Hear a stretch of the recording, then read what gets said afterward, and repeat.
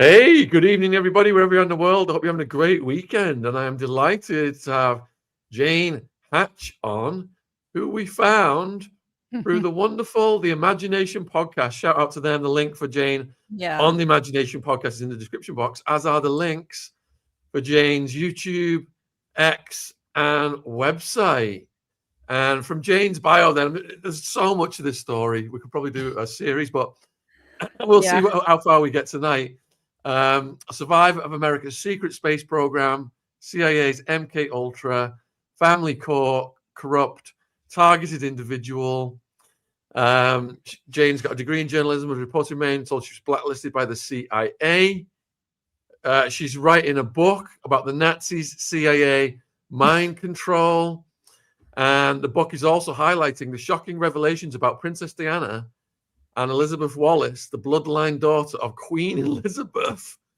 So prefer for your minds to be blown, folks. Before we embark on this journey, Jane, could we just go back to the very beginning of your life? What was your first memory?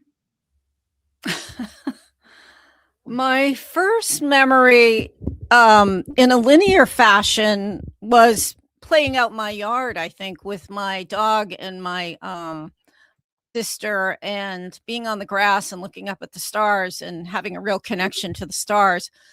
In another fashion, it was not till 7 years later than playing with friends in the neighborhood and riding bikes. I had 7 years kind of mind wiped from the very beginning till about 7 years. And those were the years I believe I was under the control of, CIA and MK Ultra and Raytheon. So I have memories in certain timelines that are different than those that are actually in the linear. But I would say that was one of the first, was I was like very little with my mother, putting clothes up. She was from Nova Scotia. I believe she was put into the MK Ultra too, and she was taken from me when I was 7. And then again, 7 years later, I do have more memories, or maybe 10 years later, of the same Hanover, Massachusetts, of the same sort of, my friends. I remember riding bikes, and there was also, people say remember me less than I remember them. They say, we didn't see you at school. Where were you? And so it's very splotchy. I'd have to go by puzzle piece more than first, second, third. It's a puzzle piece, a puzzle I had to put together. What were your parents like, and what was it like for you growing up? Well, that's a very good question. I recall my parents, they were Christian Scientists, which is a little bit of a spin on the normal. A lot of people are Mormon or, Jesuit, or there's a satanic or CIA. Mine was Christian Science, which I didn't perceive as a cult then, and I'm not necessarily sure I do now. So they were, we like Ike. They were super liberal, and we were very English. I will say that my father was very English. I have a strong connection, and so we were, brought up on a lot of English food, and he had a garden, and we had, it was a seemingly normal, but I don't remember a whole bunch like my siblings do. Like as I grew up, I sort of have blotches of memory from mostly after they took my mother, which is after like 7 or 8 years old. And so in some ways it seemed rather normal, except for there was no doctors. If anything happened to us, what we had was called a Christian Science practitioner. And she would come to the house, and we didn't get prayed over. You affirm that you're perfect. You affirm that you are love, all the things that Christian Scientists believe. So that was a little different. We never went to the doctor. I was just reading the comment. Thank you. So that was outstanding, was the Christian Science aspect of it. Everything changed at 7 years old when they came and took my mother. And the strange thing was we never had doctors in the house until that day where a doctor came and injected her and took her against her will to the local psychiatric unit.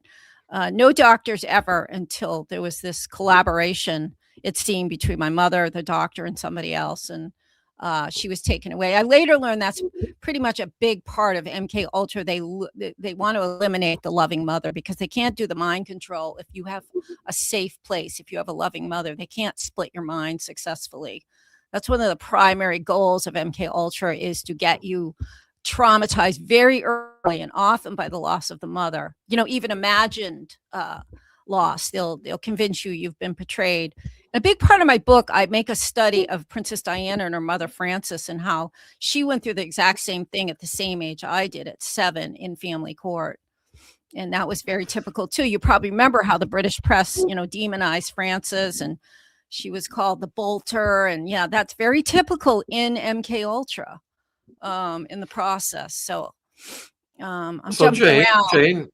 Jane, so most of my viewers have got an understanding of what MK Ultra is, but for those people who are watching tonight who don't fully understand what MK Ultra is, how would you describe it to that person?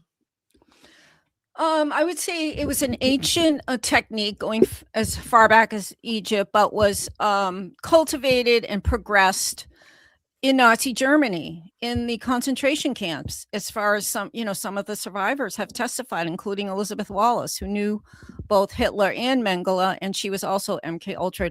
So it's a process of shattering the mind to create alters.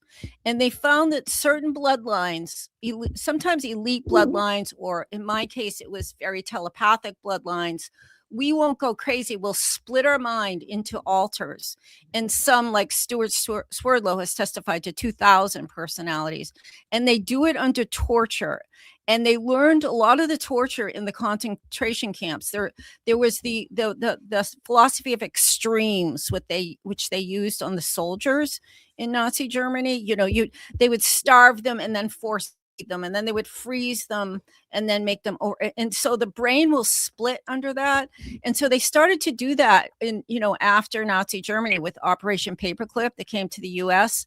And so it's also a lot of sexual abuse is included, electric torture, waterboarding. It depends upon the target. And like, if you're deeply into the system, like you're a child of, say, Queen Elizabeth or the CIA or military, they can do whatever they want. I was probably another layer where they had to kind of convince my father I was just going to be looking at cards and telling them what the number was. So, and the level of torture, or the method of torture, can be a little different, but basically they're going to torture you until your mind splits into alters. And they program those alters for different occupations, like assassin, sex trafficking. They can use you in the military to send messages. There's all kinds of program they do to the altar. So basically they've made 20 slaves out of one, if they can do that many altars and program each one of them. So it's a method of torture that's very specific to split the brain. All right, so you said your life was relatively normal then until they came and took your mum. What happened next? No, I don't. It wasn't. There's a blank slate from about 2 to 7. My front life was normal as far as I recall, but that was about the time I was taken. There was white vans, Navy personnel circulating my hometown of Hanover, Mass, and they picked up some of them and brought them back. And others they picked up, they didn't go back because they were tested and they were found they would be sufficient for MK Ultra. And usually it's if you came from a telepathic. My mother was telepathic. She was psychic. She was very into UFOs, even in the 60s. There was the Barney Hill case in New Hampshire that, the couple that saw like 12. So there was UFO meetings she would go to in the 60s. So she also used to talk to me about Atlantis. She was the type of individual from which, I would have been born, and I would have had some of the same skills. So I was one that did not go back. So I'll say the first 7 years I was being used by it, I believe, and I came across this later and went back with it, by Raytheon Corporation, who my father was very deeply involved in and got a lot of rewards. I think he got rather wealthy compared to the way he was, from Raytheon, the military. And I figured out the military because, studying Operation Paperclip, and also because of my involvement. I was a reporter there was a whistleblower on the Navy, and they came after me with, both barrels. And so I was in the MK Ultra program those first 7 years, and I think they returned me to my family around 7.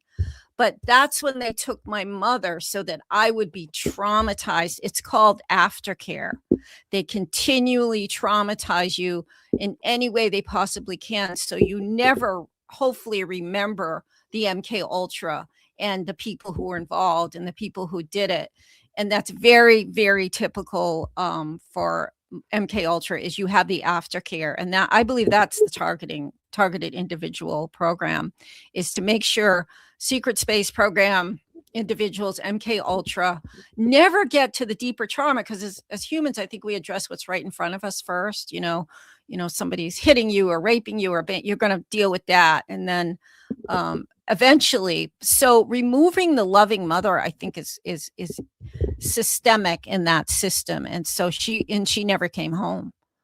And so I had no protection. And then I was surrounded by predators, and it was just one demonic curse, sexual abuse, everything you could think of to keep me traumatized. So I never remembered the MK Ultra and the secret space program. And it hasn't, they've kept me so traumatized that I've just begun to remember in the last few years, because there was family court did me in for 2 decades. So I had to get over that. And then but it's all part of the aftercare of an MK. Well, let's go back then, so we can stay on the timeline of your life. What was your life like then, as you were approaching a teenager? Oh, so after my mother left, 8, 9, 10, there was a stepmother that came that was very abusive. Again, that's very typical. You're either put in foster care, depending on how they can navigate the individual. For me, it was an abusive stepmother, and then they moved me out of Hanover to Needham, which was closer to MIT, Harvard, Raytheon. And I lived on what was called America's Technology Highway. And I would move like right into the center of this MK Ultra through private business. And it just got sort of worse and worse. I got more abuse from relatives, male relatives, bloodline and not. And I was very abused by my stepmother. So I started drinking. I was sort of a little bit homeless. Needham was a very affluent town. But nonetheless, I was sort of walking around feeling very confused. And then by 16, and my mother returned, but she was with an abusive alcoholic pedophile, which they will often channel into women's lives when they're the most vulnerable. And so she was out of the scene by that time. So there was that's a very specific, no resource for me, nowhere to go, no safety. And that's really typical. If you go through a life where you find there's no safety anywhere with any relative, you've probably been in MK Ultra. So I sort of ran away at 16 and went up to Maine and was drinking very, very heavily and almost burned down a house. One second, Jane. How did this affect you going to school? I rarely went to school. I mean, I had PTSD, anxiety attacks. I was disassociated. I would go and then I would leave, or, I'd hop on a bus and just go around. I felt claustrophobic. I couldn't be in a room very long. So I hardly ever went to school, to be honest. They kept trying to send me to private schools and I would run away, or, and so I don't know, like, it's pretty amazing. I went to college. I went to UMass and Lesley College because I hardly went to high school. Were you able to make friends as a teenager? I did have a core group of friends. I mean, I think there was enough light in me that I had a core group that was very strange. They were all Irish Catholic, and I was about as WASP as you could get. So I'm not sure why or how that happened, but in high school, I had a lot of Irish Catholic friends, and I was always fighting with him about the Pope. I said, I would give him my position on the Pope. It says even at 16, I knew the truth about him. So I had a core group, but they would sort of become disenchanted because my life would be so crazy and they couldn't go to my house. And then I'd go to my mother's and get abused by my stepfather. So I started to be bounced around and on the street and I didn't do a lot of drugs because I was really scared of drugs. I think they might have drugged me and MK, so I was really, really afraid of drugs. I wouldn't take pharmaceuticals. My father tried to send me to a psychiatrist. And I remember Dr. Snell, the old Corn Club Freudian psychiatrist who wants to just talk about your sex life. And he wanted to, I was like 14. He wanted to give me Valium. I got them and then I threw them away. I just had such a mistrust. And I think that came from MK Ultra. So I did, start to drink really heavily by 16. And it was at this crazy Indian bar way up in Maine, waitressing. I just lost everything and everyone. I was just drinking very, very heavily and living at this house out in the wilderness. And I just about burnt it down because I fell asleep drunk with a candle going. And that was almost the end for me, I think. And then I think a boyfriend of mine who's ended up being commander in the Navy, who I actually think was my handler for most of my life from 14 on, he came and sort of rescued me, pulled me out of there, came up in a white van, pulled me out of there and brought me to University of Massachusetts in Amherst. And my father kicked in and started paying for my tuition. So I somewhat stabilized and I just started taking courses that I always loved to write. So I would take courses outside the university, like screenwriting and writing, and I would get A's. And then I got my GAD and based on my A's and that, they accepted me into a program eventually. I was still drinking heavily. I was still PTSD, but at UMass, I could do pretty well without having most of my brain functioning. I shouldn't say that about UMass, but so I just managed to get through college. I was extremely depressed and probably suicidal, and I didn't know why, but I was just scraped through to the end. I did sort of get through. I did get a BA eventually. But I was dealing with massive mental health issues, but I also would not go to a psychiatrist again. And I would not ever let them put me anywhere because I had a very intuitive feeling what would happen to me if I ever allowed myself, like my nephew ended up at McLean. He never stepped out for 60 years and he just died. Like I knew if I stepped in, I came in with a lot of intuitive knowledge, or I learned through MK Ultra not to trust any scientist or psychiatrist, or, and Ewan Cameron was at his height of his insanity then. The psychiatrist who headed up the American psychiatric, he was the Scottish one. So yeah, that would have been the end of me, I think, if they had gotten, but so I was, rogue. I went rogue. And I end up I would only take herbs which was sort of my salvation. To this day, I don't take any pharmaceuticals. Thank you for all the supportive comments coming in. We're just going to take a 1-minute commercial break. We will be right back with Jane Hatch and MK Ultra. If you're enjoying this podcast, please support our sponsor, NordVPN. As many of you know, years ago, I clicked on a link in an email and it was a phishing scam. I lost my channel. It took weeks to get it back. But you can be fully protected from phishing by NordVPN. In fact, loads of people are asking, where can they watch my Sons of Ecstasy documentary, which is not available in the UK? Let's see. United States. There we go. Connected to the United States on my phone. So Nord is the fastest VPN on the planet. The scammers have got good at creating fake shops online. They take your money and they're gone. With Nord's Threat Protection Pro, you are protected.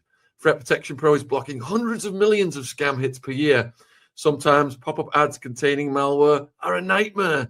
You're trying to close them, then they go right through. Threat Protection Pro removes these dangerous files from your device. You hear about these huge companies getting hacked. Well, if your data is on the dark web, NordVPN's Dark Web Monitor alerts you. you can get an exclusive NordVPN deal plus 4 months extra. Link in description box on YouTube. It's risk-free with Nord's 30-day money-back guarantee. Link on the screen, nordvpn.com/Attwood, ATT-Wood. Link in description box if you're watching on YouTube. Thanks for supporting our sponsor. Back to the podcast. So when your mother came back into your life, what was that like? It was very difficult because once you detach because to survive from your mother, it's very awkward to try to reattach. And also she was with a very abusive man who was an alcoholic and a pedophile. And so there was no safe place unless we went for a ride in her little yellow Prelude to the Cape. So it was awkward. Again, the opposites. Another thing about MK Ultra, you'll experience a lot of opposites. I had my loving mother return, but it was married to an alcoholic pedophile. So that you can't really ever feel safe. You can't really ever experience a loving relationship. So in some ways it was good because she started to tell me about her life when she was in Hanover and my life. And so in certain things she would do gestures or, again, I'd see her outside on the line. There was a certain memory of love. She was probably the only love I knew. So there was something in me that was warmed, I will say, but I was in danger all the time at that house. So it was mixed, it was very good and it was very bad because of him, because of Hal Carver, who's probably dead, but he was her husband. Did she know he was a predator, or was he hiding it from her? It's one of those things where she did know. I mean, she knew he had come from a relationship and he had 3 daughters and he couldn't ever see them. But these predators are very, very intelligent and manipulative, and they will prey on your weaknesses, and they will, he convinced her that it was a jealous, his wife was jealous of her, my mother, that was be her weakness, feeling abandoned. So he would, say, she's so jealous of you because she has me. And, so she would believe that. And there was other evidence. And I started to tell her. And so supposedly she left him, but then she went back. I think she had, when she went to the psychiatric unit, she was put under MK Ultra. So there's certain triggers, things you can do and can't do. And probably one of them, you couldn't leave an abusive relationship with some subtle programming that was going on. So yes, she knew, and other members of the family told her, but she would put it aside until finally she couldn't deny it anymore. And I think her doctor told her, if you don't leave this man, he's going to kill you. So when you said that you tried to tell her, how did you know? Had he tried to do these evil things with you? Oh yeah. Yeah. I mean, he was put in my life, to be, to keep me. He didn't know it. He was just a low level criminal gang stalker. He was a gang stalker.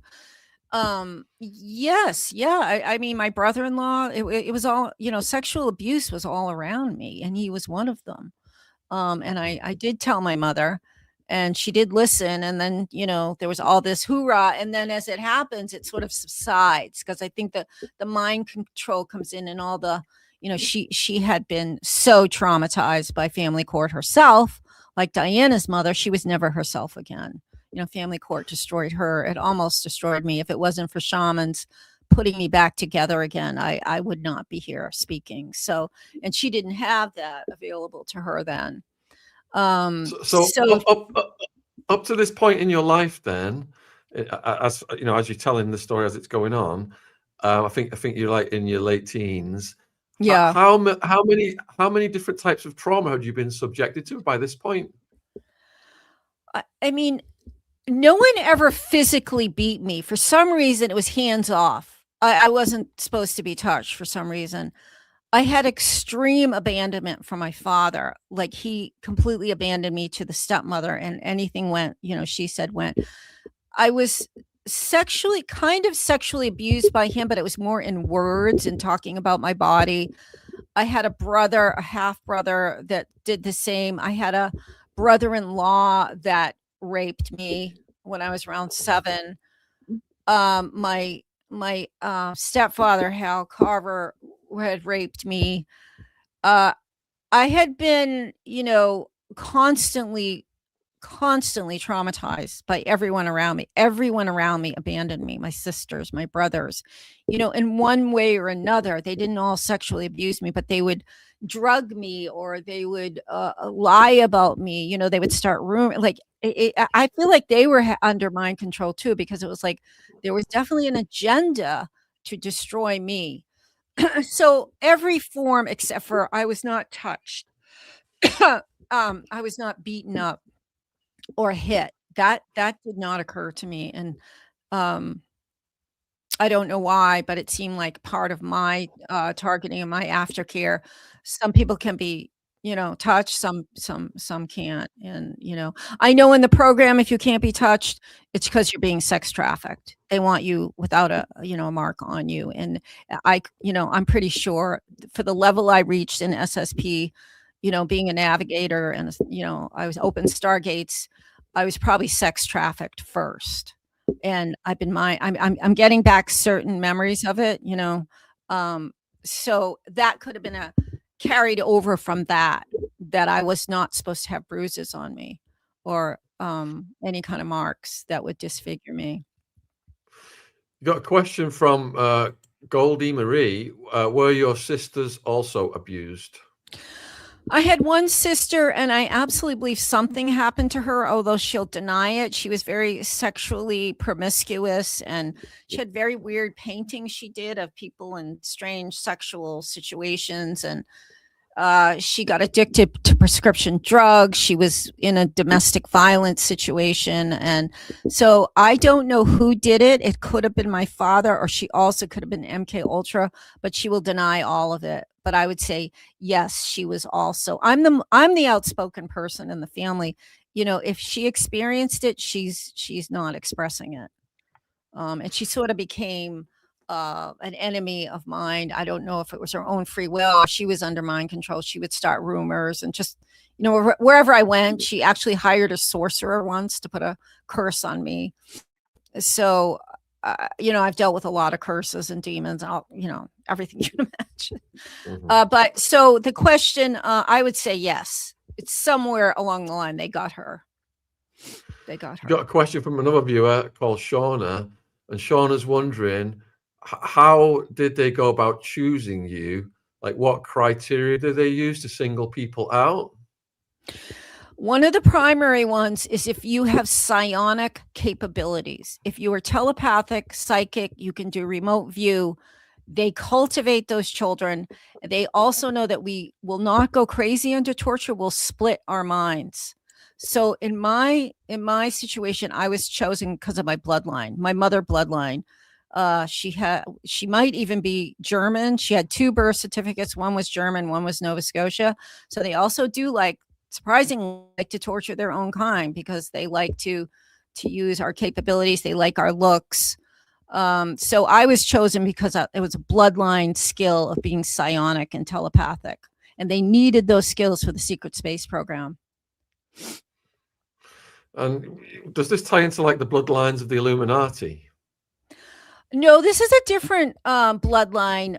The bloodline of, let's say, Magi or Merovingian, or if you can trace back, having healing skills, and it's also healing skills often go along with psionic or telepathic.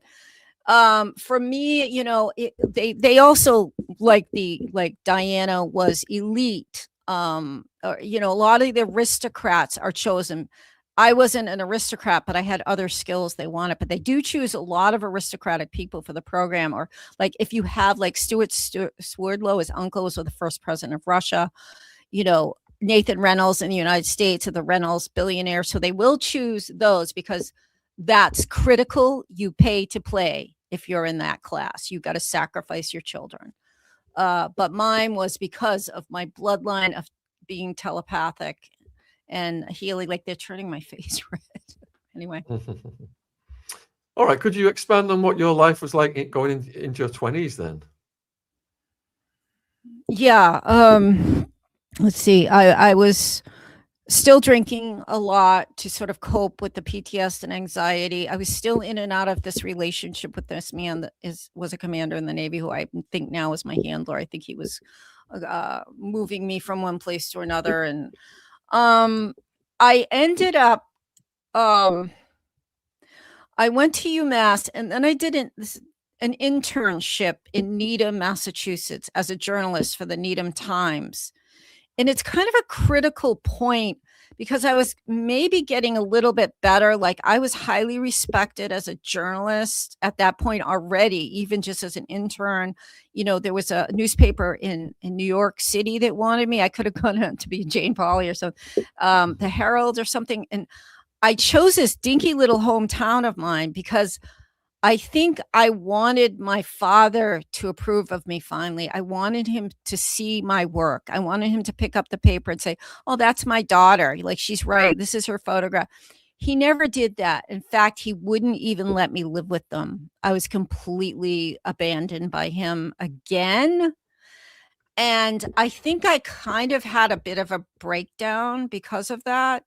I know it's strange to say after that, when I've had all these other, but I think also I was sort of getting a little bit of self-esteem, and the editor of, newspaper really liked me.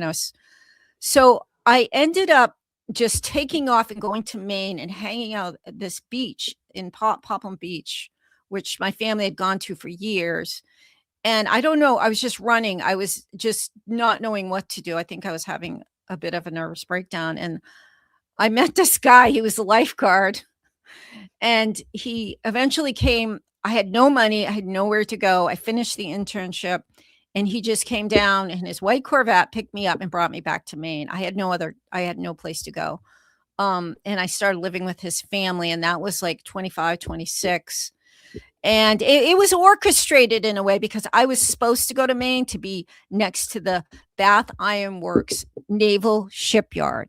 I was being, it's hard to say that they didn't physically come and pick me up in a white van, but there's certain energies, that weaken you and then, move you in certain directions. And so that I believe I was, because they wanted me near a military base. So I ended up in Maine. That relationship didn't stay, but I married someone else and I moved right into the center of Bath, Maine, and Bath Iron Works shipyard that builds Arleigh Burke nuclear destroyers. So I was activated right away because I had a resistance to this. And they knew I was going to start acting up because I was angry and upset with what they were doing to the town. They were destroying the environment with this substance called Black Beauty. So I've got you to about 20, 27, 28, 29 now. I married someone else. I had 2 children. And then it gets like really, really bad, like worse than my entire life. It got so bad. And this is the hard part for me too, when we get to this part. So there was a few years, that I was going to school, but I was not happy. I was drinking and PTSD. And then I had the internship at the newspaper. My father completely rejected me, abandoned me. I have no idea why. You'd think he'd be proud. He wasn't. I think he was under the control of the stepmother, who she did not want me back. So I ended up I was very weak and shocked and traumatized. And I just fell into the lap of, somebody who wanted to rescue me.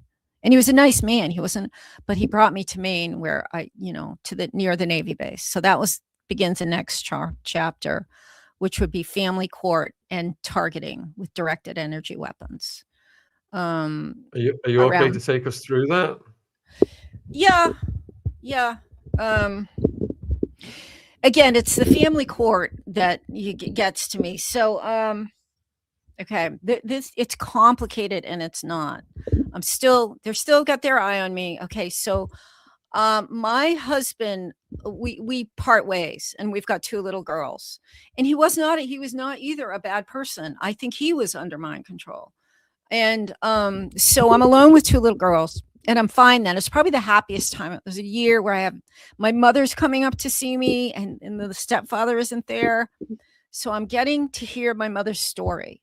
She told me that she showed me this little box where she had saved a golden hair of mine. It was a golden curl. And So things like that happened where I was like, oh my God, I was really loved. Someone loved, so there was a year of my mother and I being able to share what happened to her, and it wasn't being filtered through my stepmother. They called her the this and the, so that was, and then I had my 2 little girls. I was like the happiest I'd ever been. I mean, I was happy for the first time in my life. And I needed an income, and I had a degree as a journalist. So I got hired by this company called the Coastal Journal, and they sort of gave me free reign, do hard, soft news, whatever you want. So I did some soft little stories, but then I started hard hitting. I went for the big companies, and which was Bath Iron Works, the largest private employer in the in Maine. Sorry, not the United States. And so I did an expose on sexual harassment. And this was the 80s when it was really serious sexual harassment. Like women were getting effigies hung up them, with a rope around their neck. And so I went after that. And like I went right to the president, and I started asking what's going on in your company. And, I'm full of it. I'm full of spit and vinegar and thinking I'm going to be rewarded for exposing this. And the Coastal Journal, not Coastal Journal, the Kennebec Journal kept publishing. I'd write a story exposing, Bath Iron Works. I said, yep, they're spreading Black Beauty across South Bath because at night they're grinding the paint off the ships and it's spreading all over the town. People are sick. I'm sick because I'm like 2 blocks from this company. And then there was a place in Tarbox Hill where they had planted all this toxic waste, and all the women were having miscarriage. So anyway, I'm on I'm on the newspaper. I'm publishing stories, and then I wrote a screenplay. So little did I know, I still had no memory of my SSP or that I was getting into really, really dangerous waters, and I also went after the nuclear power industry in Maine. They had a power plant that was actually closed down on Maine Yankee. And so I shouldn't say I went after them, but I would allow the opposers a voice.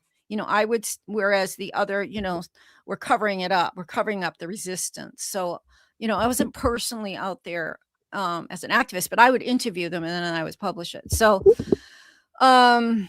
I thought I was doing well. I had a good, pretty good job. I had my daughters. I lived in a beautiful Victorian house, and I was, but then everything fell absolutely to a hell beyond a hell. So the primary, so I had turned what I believe the president of the company against me. He came up to me at a yard sale out of nowhere. And he said, so Jane, how is the screenplay going? And I'm like, I'm thinking to myself, nobody knows about the screenplay that I was writing about Bath Iron Works. It was one woman's story, the first electrical design engineer, first female in the entire company.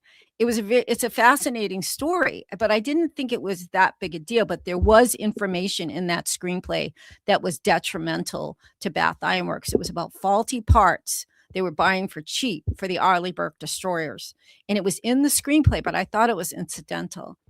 And I'm like, before I could think, I go, good. I should have said, so he had some inside link to very few people knew about the screenplay, but somebody knew, somebody told him. After that, the first sign I got was a shot to my door, gunshot. When I was there with my daughters. And then it was just, so then this very evil woman hooked up with my ex-husband. Her name is linked to one of Nazis, Hitler's right-hand man. I don't want to say it, but it was an Alfred Rosen something. That was her last name. She looked exactly like him. I think she was moved in to MK Ultra, my daughters, and get them away from me.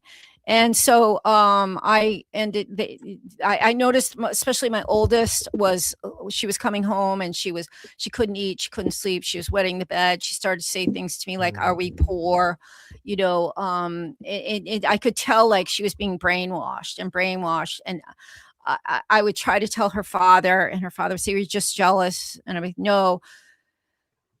I'm trying to shorten this as much as I can. So eventually my little girl, my firstborn, did not come home again. She stopped coming home. No. That was the word, and I was thinking, this is extremely dangerous for her because I was her whole life, because her dad, when we were married, was a merchant marine. and he was gone. And she had a beautiful life, the most amazing life. She had lots of family, friends, the best little school. We had a beautiful life. It was like it's like, Nanny McPhee, like in that Victorian house where you just got beautiful. It was just a beautiful life. And so she went to the extreme with the stepmother. There was as you find out, I don't know what she did to her, but she got her completely disassociated. I'm thinking she had MK Ultra torture, and she at this point is still trying to get to the root of it. She's 40, and we're close.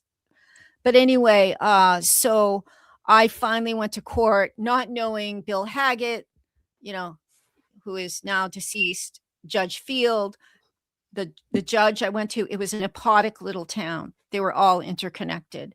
And, I was the witch they were getting ready to hang. Basically, they wanted to get rid of. And so, I had half the town that wanted to testify on behalf. He wouldn't talk to any of them. I had psychiatrists or a psychotherapist, the only person on my side that do not allow these children to be with the stepmother, even part-time.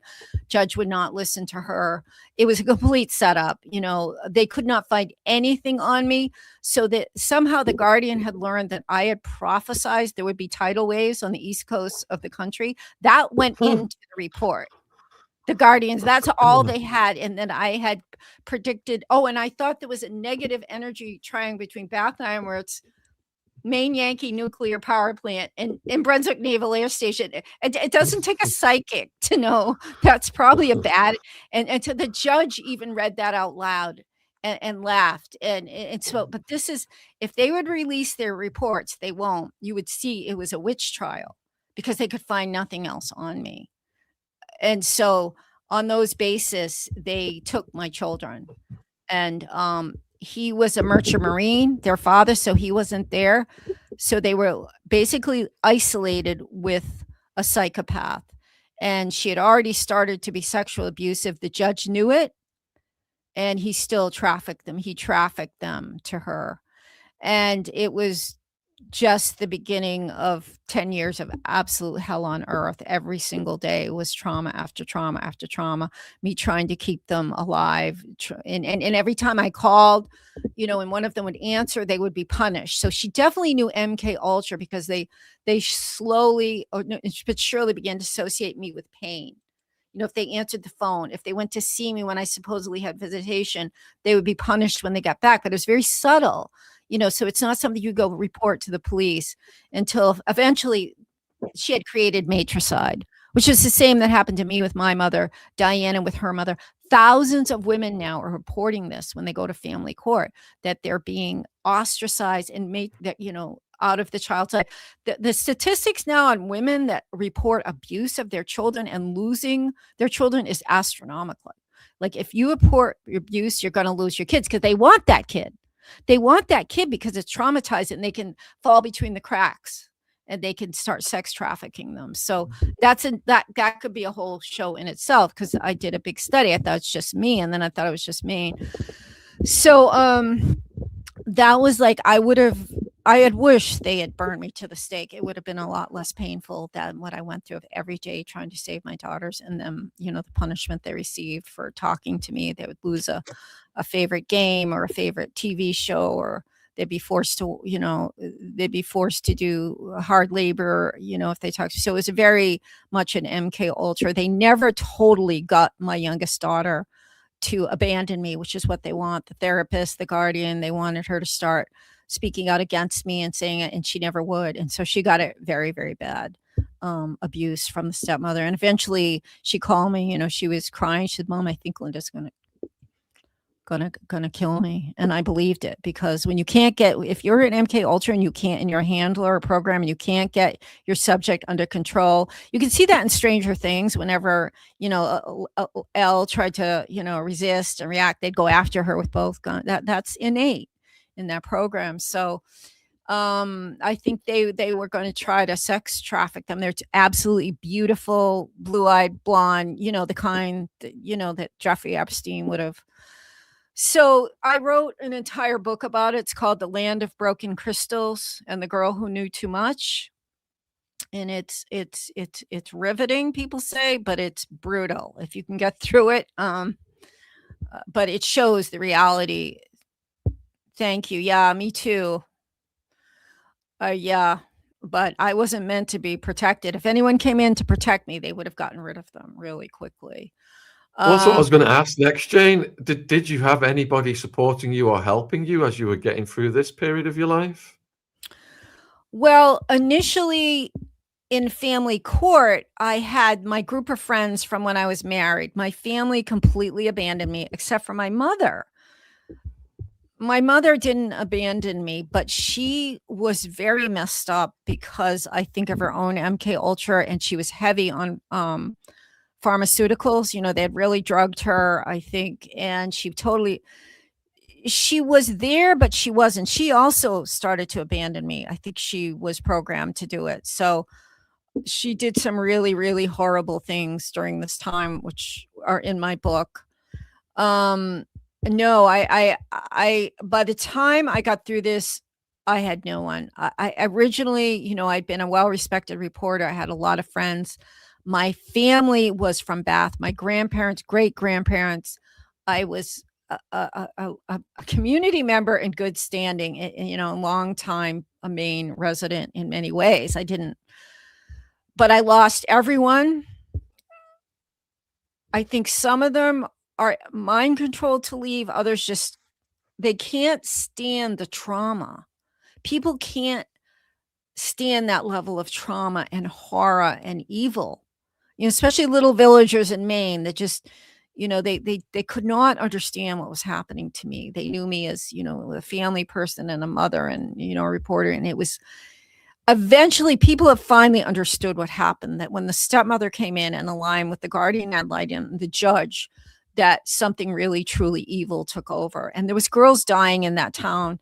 Sarah Cherry was killed, ritually killed. And I'm like, it was terrifying. And they framed this guy, Dennis Duchesne, and put him in 2 life sentences, but everybody knows he didn't do it.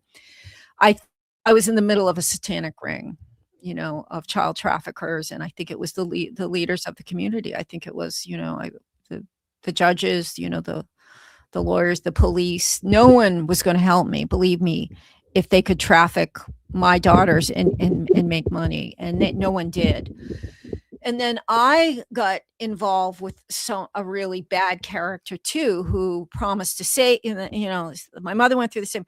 I'm going to build you a house. We're going to get your children back. And I was demolished. I had probably 50% of my soul left in my body. I was just like, the Demeter that roamed the earth in rags searching for Persephone. That was sort of me. I had nothing left, really. I didn't even have a house at that point. And he, like a lot of abusive men, they're very charismatic and they're over the top loving. So you feel like someone is finally going to help you. And my gut instinct knew that, but I wasn't listening because I was so desperate for help and financial support, because then I got blacklisted in Maine. I finally got another job at this other paper, the Courier Gazette, and they must have not gotten the memo, because 3 months into that job, and I'd finally gotten away from this guy, and we had a little girl. I had her in a beautiful school. We had a house to ourselves, and I had a job. 3 months into the job, overnight, they're giving me a goodbye party. No warning. It's funny that I just went speechless. I think that was part of the original MK Ultra. Like, you don't resist. I didn't know what to say. I didn't know what to do. I just went into this state of terror. I lost that job. I ended up back with the abusive partner because I had no money. And then they started shooting me with directed energy weapons. And so I've skipped a bit, because I got involved with this guy, and I had a daughter with him. So I actually have 3 daughters. And my youngest I named after Princess Diana. And he was a demon. He was absolutely, a demon inside a human body. And that was another hell in itself, the domestic violence and being, raped by him. And never hit me, though. He would lock me in closet. I'd be locked in a closet, have my key. He would terrorize us, but I was never struck. And I don't know. if that was part of the instructions or whatever. So meantime, so I'm in court with him. I'm still in court trying to get my other daughter, with no resources whatsoever, no family, no friends, no money. So you can see where that go. Jane, just pause a second. So you've been asked, what were the symptoms then of being targeted with energy weapons? Yeah. So the first hit, I didn't know what hit me. It was like you got hit by some invisible, massive, it was like a sickening all over, like it wasn't like a gunshot. And I remember it was in Bath, Maine, and I was trying to still save my children. And I got hit really bad because I'd finally gotten a job and they hit me at that job. And that was probably the worst hit I ever had. In the I was nauseous. There was just this incredible anxiety, and I felt like I didn't know what it was at the time. I had no idea. I just thought it was more PTSD, and that was the worst. But then it started to continue, and it would be coming in from above, like I had led, I finally started to follow targeted individual groups, and we're skipping ahead a little bit because I finally left Bath, Maine. I finally got out of Bath, Maine and away from the Navy. And I was getting hit from above, which were really brutal. But I learned I would have like layers of protection, including lead, and I could hear it ping, bing, bing. And that's, I think, why they always wanted me near naval bases so that they could start to control me with the energy weapons. And so it feels like if it, and it's still happening, but I have something is switched. So it's not as brutal right now. It's actually coming up from the ground instead of above. It would feel like you were sick to your stomach. You would be disoriented. Your heart palpitations. They did that recently when I tried to get out in New Mexico. They were trying to give me a heart attack like 6 weeks ago. And I missed 2 flights because of it. So where it depends upon where they hit you, how hard they hit, if it's coming from satellite, cell towers, different, who you are, what they want to do with you. I could be owned by Raytheon they're using me for weapons testing, and they can only do a certain amount. They trade us around. If you're a targeted individual, from the SSP, you're up for grabs, for these companies. So that's the basic feeling, and everybody has a little bit maybe worse or better, or it changes, upon your location.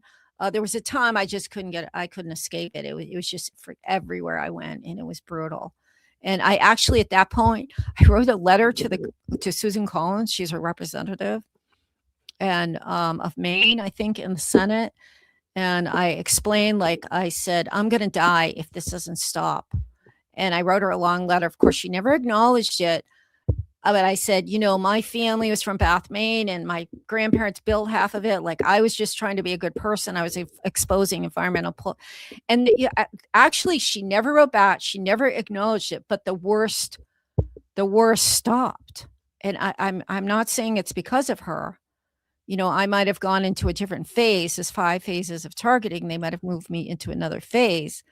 But it did stop the worst. It's still coming up from the ground, and they will at junctures increase it. Like if they don't want me to leave New Mexico, or they don't want me to do something, it'll increase. But in general, everyday basis, I'm not getting hit as hard. And, I'm almost 70. And so I've been dealing with this for 40 years. So, and someone just asked, how do you protect from dew? I had lead shields that my daughters bought me, like a dentist lead shield that I would wear, as a vest, or sometimes I would put it over my head. You can also buy like copper. I have something right now that's like lined with silver, the metal silver, and I still wear that at night. I use organite for the attacks that are coming up from the ground. Something about an organite pyramid, I don't have it with me, seems to disperse it, I don't get that horrible feeling in my stomach. What else do I use? When I was getting really hit really bad, I would take a lot of Epsom salt baths. Anything. I have some really horrible image of like my breasts when I was able to get the radiation to come to the top using a Chinese form of, I forget what it's called. It's like cupping. You pull it to the top. So there's different ways to prevent it, and there's different ways to detox it. And I used all of the above and probably could put a list, but those were the major, is detoxing from the hits and trying to defend yourself. I mean, a lot of people think that's why they remove lead paint from the houses, is because if you were in a lead painted house, they couldn't get through it. If you can find an old house with the old lead paint, that will protect you. I know targeted individuals all over the world, and some places are better than others. Probably United States is the worst, but I know they get hit bad in Europe too. And wherever you go, it's a web. It's all interconnected, and they pass you on to their affiliates. So Alexander Bradley is asking, did you feel it at all on the back of your head?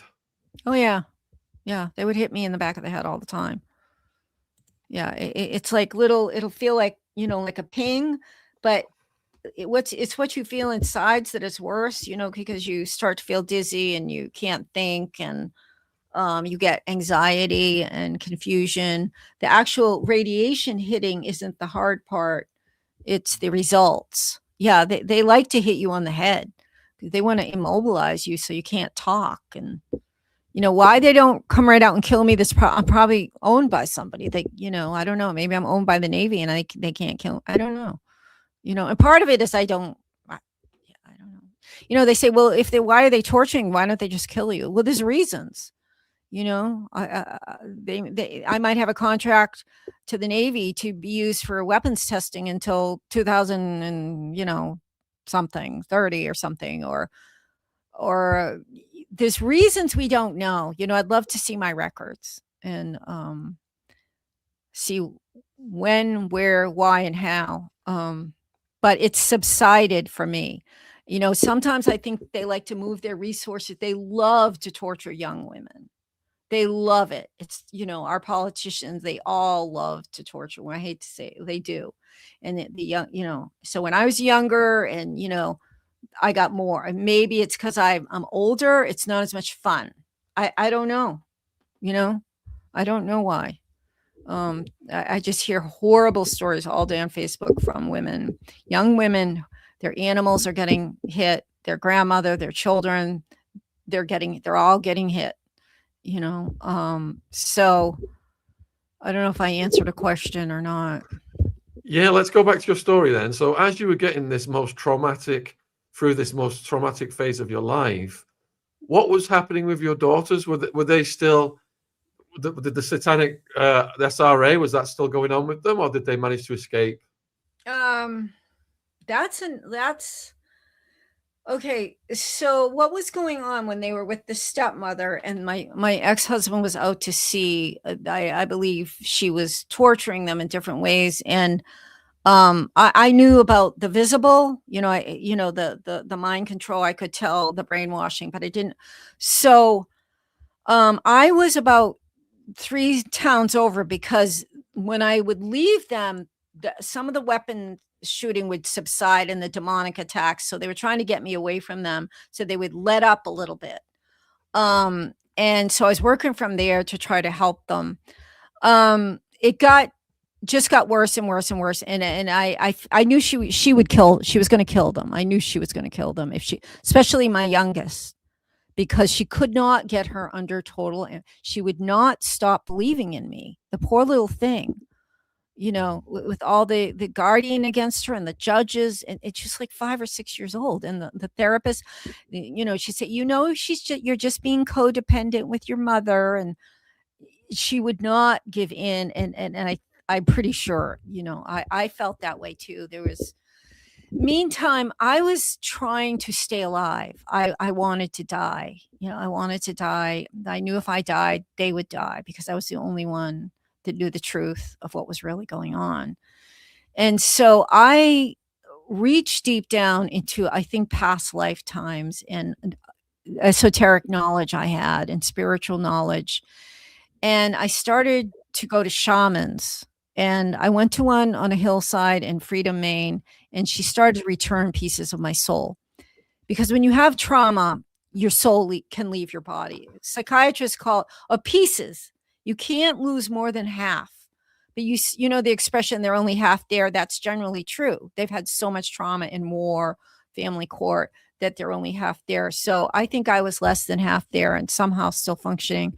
So I went to her because I remember I had all these skills as a child. I was very shamanic. I could talk to the trees, the plants. I knew they were healing, and but I had given it all up because they were so much trauma to deal with. So then I was like, well, I understand the shamans. I just knew there was something about them I could trust because I had stopped trusting everyone. I would never go to a therapist, but I still trusted the indigenous and the native and the esoteric still. So I started to go to a shaman, and so she was returning pieces of my soul. And then I went to another one, and she started to return pieces of a soul. And I was going to herbalists and psychics and they were all clearing my energy field and basically rebuilding me from nothing. I did not that I wanted to be alive, but I wanted to be alive to save my children. And so that started my healing, that I was getting stronger then. And my daughters were not, it was getting worse. And so, and every contact I had with them, it was like, if you don't stop reporting abuse type of thing, you're going to lose your kids. And that's exactly what happened to Laura Logan. Do you remember this? Do you know the story of Logan, that little girl in Maine? BBC did it's called Failure to Protect. She was in Maine. Christy, and they were going through family court at the same time as I was. And the judge, they had put her little girl in foster care. They said she was too young. That was the only thing they said about, she was a loving mother, but they said, oh, she's too young. We're going to take her. They gave her to foster care worker, Sally Schofield. And the few times that Christy got to see her, she was only 5. Logan was only 5. Logan was saying that her foster mother was abusing her. And so Christy would go to the judge and say, she's being abused. I'm really scared. And the judge said, if you keep reporting this, you're going to never see her again. And she never did. Sally Schofield killed Logan when she was only 5 years old. And she duct taped her and suffocated her to death in a cellar in Maine. She only got 17 years. Oh, but I'm seeing this unfold in Maine while I'm fighting. Like, my daughters are going to die if I don't get them out of here.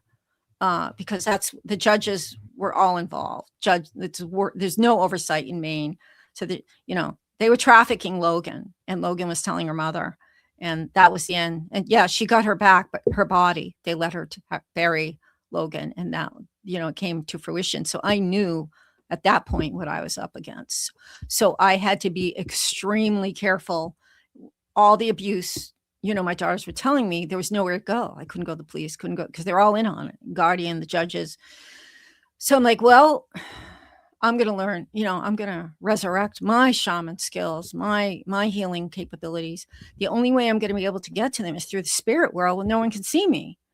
Mm-hmm. It's like, it wasn't a choice. It was like, you have to create from nothing to create I was creating out of the thin air, a solution that wasn't going to get me or my daughters killed. I could have said to my ex-husband, our daughter thinks your wife is going to kill her, and they would have put me away, and my daughter would have been, seriously, that would have been the end. If anything happened to me, So I started to become I was already a shaman, in my blood, in my bone. I think I had a past life as Lakota Sioux, medicine man. And so I started to build and build and build the power, calling in my ancestors, my power animals, the angelic beings. And I was slowly learning to journey into the spirit world and to make changes. I realized I could affect the physical world through the spiritual. And so this was all, loving and compassionate beings. I was always working with love.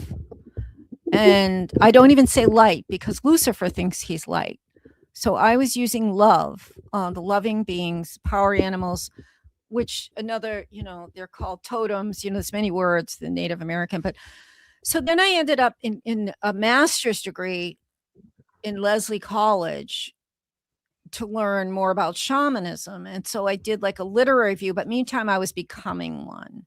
And I was learning, because I was like, this is the only way I'm going to save my children, is if I completely remove myself from the system and go into the spirit world. You can understand, like, people are, the people that get super strength to pick up a car. Like I was developing super skills because it's like, they're going to die. Like she's going to kill. So I slowly started to journey with my power animals into my daughter's energy field.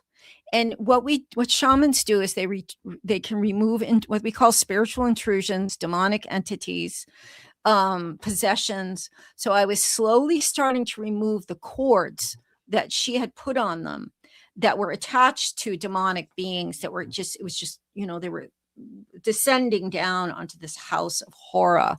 So I started out like that, and I actually saw MK Ultra starting. I saw the origins and what it looks like on a spiritual level. And so I started with that. I would only get to see them very infrequently, and it was just tragic because they wouldn't, I don't know. Anyway, so I was just looking to see if there was improvement. I could see a little bit of spark maybe in one of them. And of course I wasn't really telling them. I just say, mommy is, well, I was just, I'm sending you love, always sending you love. And she would say, yes, I feel it. I feel it. The few times they would let me see them. And so one night I had a dream that the house they were in burnt to the ground. And I knew that it wasn't fire, but I knew my guides. By then I had a very close relationship with my spirit guides, and my ancestors, Native, Sioux, Aboriginal. I knew that they were giving me a warning. We're getting to the end. Something catastrophic was going to happen. And I was terrified. And that was about the same time my littlest girl calls, mommy, I think she's going to kill me. She's walking up the stairs at night and standing outside my door. And I knew that this woman was capable of it. I didn't even go into her, but you can get an idea of a Nazi background, psychopathic person, liar, abuser. So I'm like, I've got to do something. I've got it, and I can't, there's no one I can report this to without repercussions. So that night I called in like all of my spirit guides, all my ancestors. I remember Native Americans showed up, Aboriginals, the spirits of it was sort of like Lord of the Rings when everybody gears up, for the tree spirits and the elves and the fear. It was like really beautiful. If it wasn't such a scary repercussions I was going to face if it didn't work. So I'm like, I've got to save their souls. I've got to go in. So I was on my white horse, which is one of my spirit animals, helpers, and which is on the cover of my book.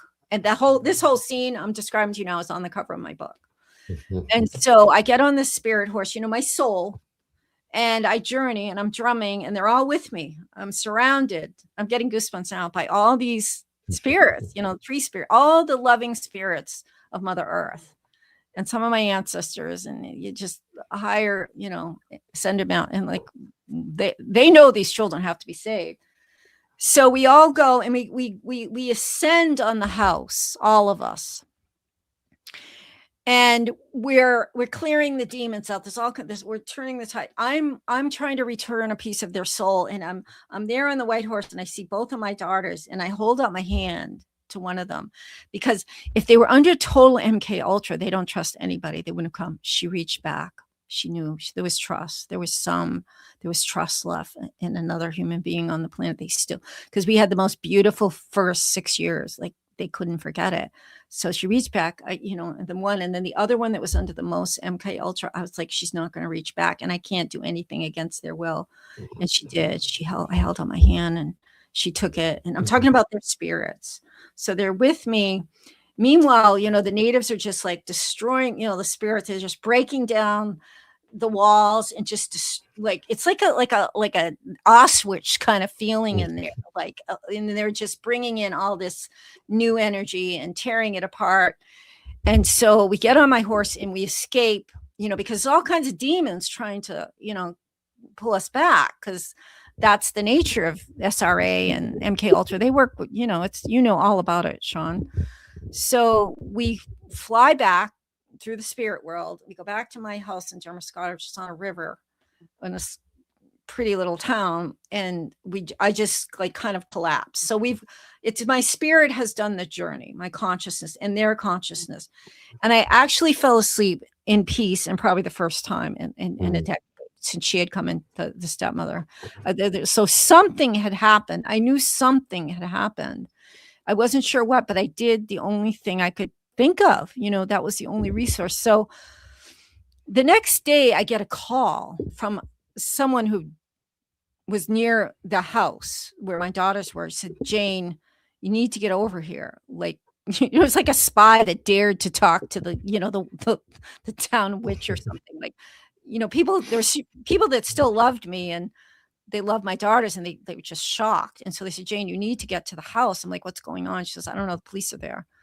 And so I get in my car, take the same journey back, but in a car, that I'd done the night before in the spirit world, across 3 rivers from Dermascata to Bath, Maine. And I pull up, and sure enough, this police car, and all these kids running and going in all directions. And like, they were pulling the boards off the house. And it was like everything that happened the night before was happening that day, but it was like teenagers. So my 2 daughters, as it turned out, the stepmother and my father had gone and left my daughters alone. They were early teens and taken their kids to Disney World. And so my daughters had a huge party that night that I had done and they were all like breaking down, and there was kids rocking the police car saying, "Set the children free." I'm like, talk about the spiritual affecting. I'm like, I was speechless. I got into the back seat of the car beside my daughter, and the cop goes, "Who are you?" I said, "I'm their mother."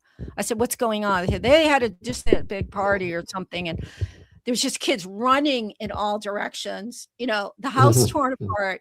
I'm like, well, this is amazing. You never know how it's going to manifest when you do like prayer or, that was intense spiritual work, because it manifested within 24 hours. So I went to the police station with my daughter, got her out. My other daughter started running. The oldest, she never went back. That was it. She got away. She went to Hawaii and she never went back. The healing took decades, and then my daughter, the youngest, went with me. And so that was it. My lawyer went into court the next day. He got custody back. It all happened within 4 or 5 days.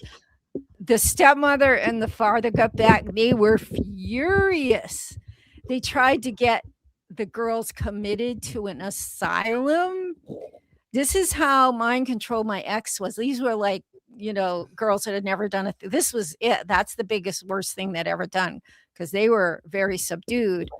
Of course, what they were going through, and they failed. Everything they did failed. And so that was the end of the custody of the stepmother and my ex. But it wasn't a rosy kind of everything's okay. There's so much damage had been done, but it did release them from her physical custody. She kept trying to track them down. I got my daughter I wanted to get her out of Bath because there was so many, I believe there was a satanic cult there, and Sarah Cherry had been killed, and she was around that same age. And what had happened to Logan, with Sally Schofield, I wanted to get them out of town. I wanted them out of Bath. And she went to a private school in Woodstock, and the stepmother tracked her down and got a job there. and continued to try. Yeah. Yeah, it's scary. It's really scary because they're, these psychopaths are so convincing, and she's, she's always around children because she needs their light. And so that was another, 2 or 3 years we had to get through. But that was, the decades that have followed is constantly, healing to this day. It's healing. It's talking about what happened, and, how to and I've since done lots of soul retrievals for them and clearing. They're very adept at shamanic terminology, and they trust it, and I think they know it's part of the reason they got away. I mean, their own willpower too.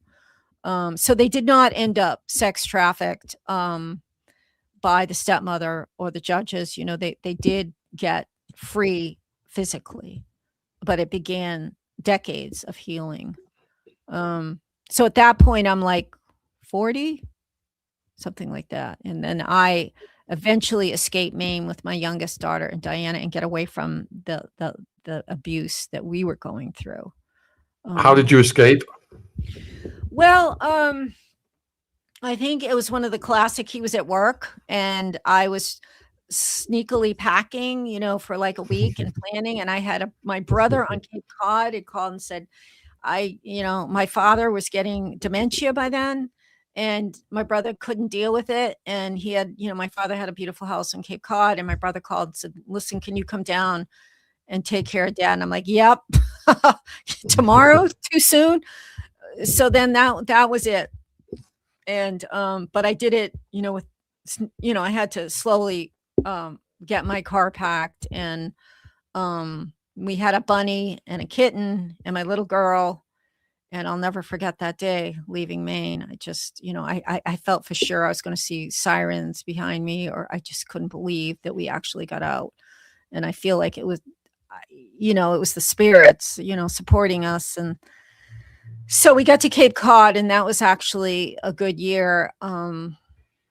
And then I believe I was mind controlled to go to New Mexico, right next to the deep underground military bases, the, Shrivers, Colorado area. I was right in the thick of it again. So that becomes another story. It never is as horrible, because family court is the worst. I'm still getting targeted. I'm getting gang stalked. I'm getting cyber hacked. I'm people are screeching in front of my house, and street theater, and my everything. You probably know probably even your audience knows what targeted individual. So I was going through all that, but nothing seemed bad to me after family court. I mean, yes, it was bad, but and I continued, to do the healing work, and I wrote the book, and Jane, have you got a microphone stand? Because the moving the mic's making noise over your voice. Okay. Just keep it steady. So then we get to the part where I'm feeling like over the worst, but there's a big emptiness in me. And I had all these books on Princess Diana on my shelf. And I'm like, what is the next phase of my life? What do I do now? I feel like I just want to exit stage right. And I started taking the books down and just looking at picture after picture of her.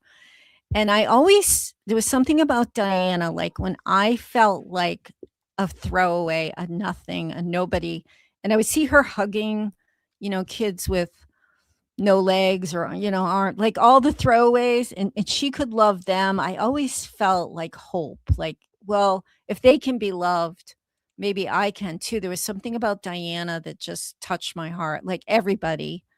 And I always felt a calling with her. Every time I would look in her eyes, I felt like this calling, and I never knew what it was. And of course so I made a trip to England, and kind of, started to interview people. And I went to the Spencer Chapel, and I actually met her brother at Althorpe, and I said to him, I named my daughter after your sister. And he only looked shocked. Lord Spencer, he just he's almost like, I'm like, whoops, maybe I shouldn't have done that. Like, maybe there's a reason nobody names their. And he goes, he almost looked like he's gonna cry because I think I said, I bet you hear that all the time. He goes, no, I don't. Because I purposely stood in line to get his book because I wanted to talk to him. His book back then, and we went in 2017. And I just stayed at Airbnb where she had ridden her bike, and I was just like wanting to psychically pick up on different aspects of her life. And I interviewed people all the way from London to Glastonbury. We went to the ocean, what's down south, and made our way around Bath, North. And so everywhere I went, I was acting as journalist too. Like, what do you think happened to Diana? Like, do you think she was murdered? And like, there wasn't one person that doesn't think the royal family was involved in Princess Diana's death. I mean, no big story there, right? But yeah, well, there's one employee at Arundel Castle who said, "Oh no, that one, she's an employee of this, But and I was just getting these backstories on her. There was a guy at a pub, right down. Your microphone's making a lot. Your microphone's making a lot of noise again, Jane. Is there any way just to stabilize it? I just have to stabilize myself. I keep moving it. Okay. I just have to stop moving it. It's pretty okay. So yeah, so there's one guy at the pub near the Spencer Chapel. I was sitting at the pub. This is what I was hoping for, like people start conversations. And he goes, "Yeah, she's not buried at that island. I saw smoke coming out of the crematory all night." And I'm like, "Oh, really?" So yeah, because I was like, this is interesting. And so I said, "I got to go up to that chapel." He goes, "Right up the street." And so that's when I ended up at the Spencer Chapel. And it was just a feeling out of things, and talking to people and see if I could pick up anything psychically. And it was quite a trip, I'll tell you. A lot of sort of metaphysical things happened, but it's really when I got back and I met Elizabeth Wallace that I started to get the real inside story on Princess Diana. And that was absolutely shocking, a story that's never been told. There are only a few people that align or know this story of what was happening behind the scenes, not the Camilla, story, but what was going on in the underworld that involved Princess Diana. And she was a victim. I want to say that right up straight. She was a victim of the system, the same system that many of us were victims of, and that Elizabeth Wallace was a victim of. So this is the point where I have like a 600-page book detailing the life of Princess Diana from the perspective of Elizabeth Wallace, who was a bloodline daughter of Queen Elizabeth and who spent lots of time at Buckingham Palace, according to her testimony. And I have probably 100 hours of her testimony, and Sandringham. And she knew Princess Diana, she knew Charles, she knew William, she knew Harry. And she was very, she was the daughter of the Queen. So she knew the Queen very well. And let me explain how this happens. A lot of the elite, the aristocrats, have the term pay to play. You have to pay to play in the billionaire game. And often what you have to pay with is a child. And you probably know all about this, Shaun. They pay with a child. It makes me wonder what happened to Johnny Spencer, the little baby that they never allowed Francis to see. But I won't get into that. The baby that was supposedly born deformed that they never let her say. But anyway, look at my face. It's totally red. So Elizabeth Wallace was one of those children that was born. It was one of Mengele's experiments when he was into cloning and, combining genetics. So they combined her from two bloodlines they thought were the most pure, pristine. I'm not going to say the father right now because I don't want to blow everybody completely out of the water, but the mother was Queen Elizabeth II. And she was created in a test tube, Elizabeth Wallace, and put into a surrogate mother, somebody we know pretty well, but I won't say that quite yet either. So, and then she was born. She was in the nursery at Buckingham Palace, and she went through what was called the good mommy bonding. She went born right into MK Ultra.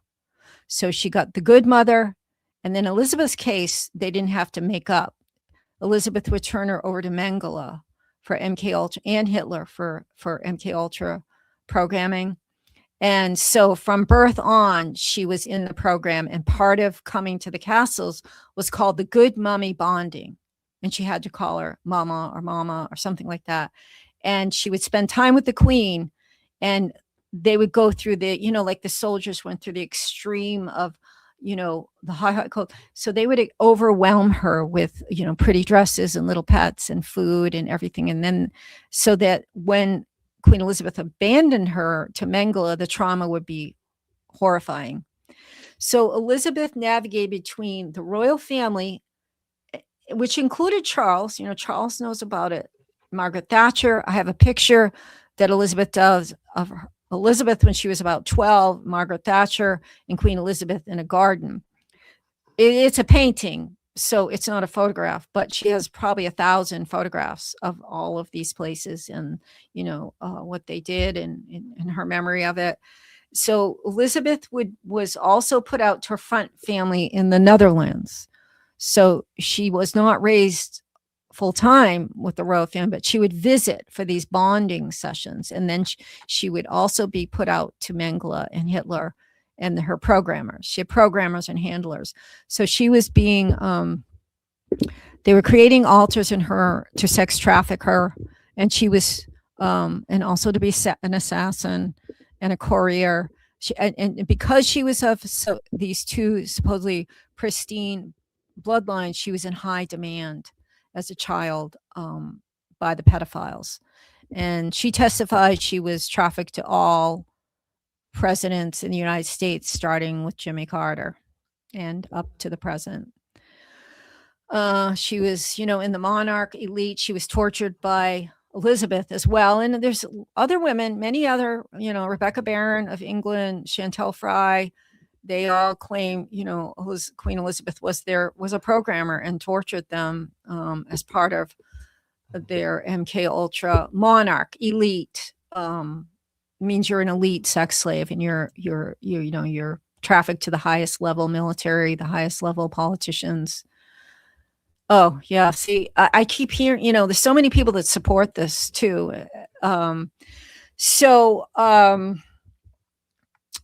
She was raised in the Netherlands by a very extremely abusive front family. Pales, what I went through somewhat pales in comparison to what they did to her. That front family was horrific as well. I shouldn't say it pales because trauma is trauma.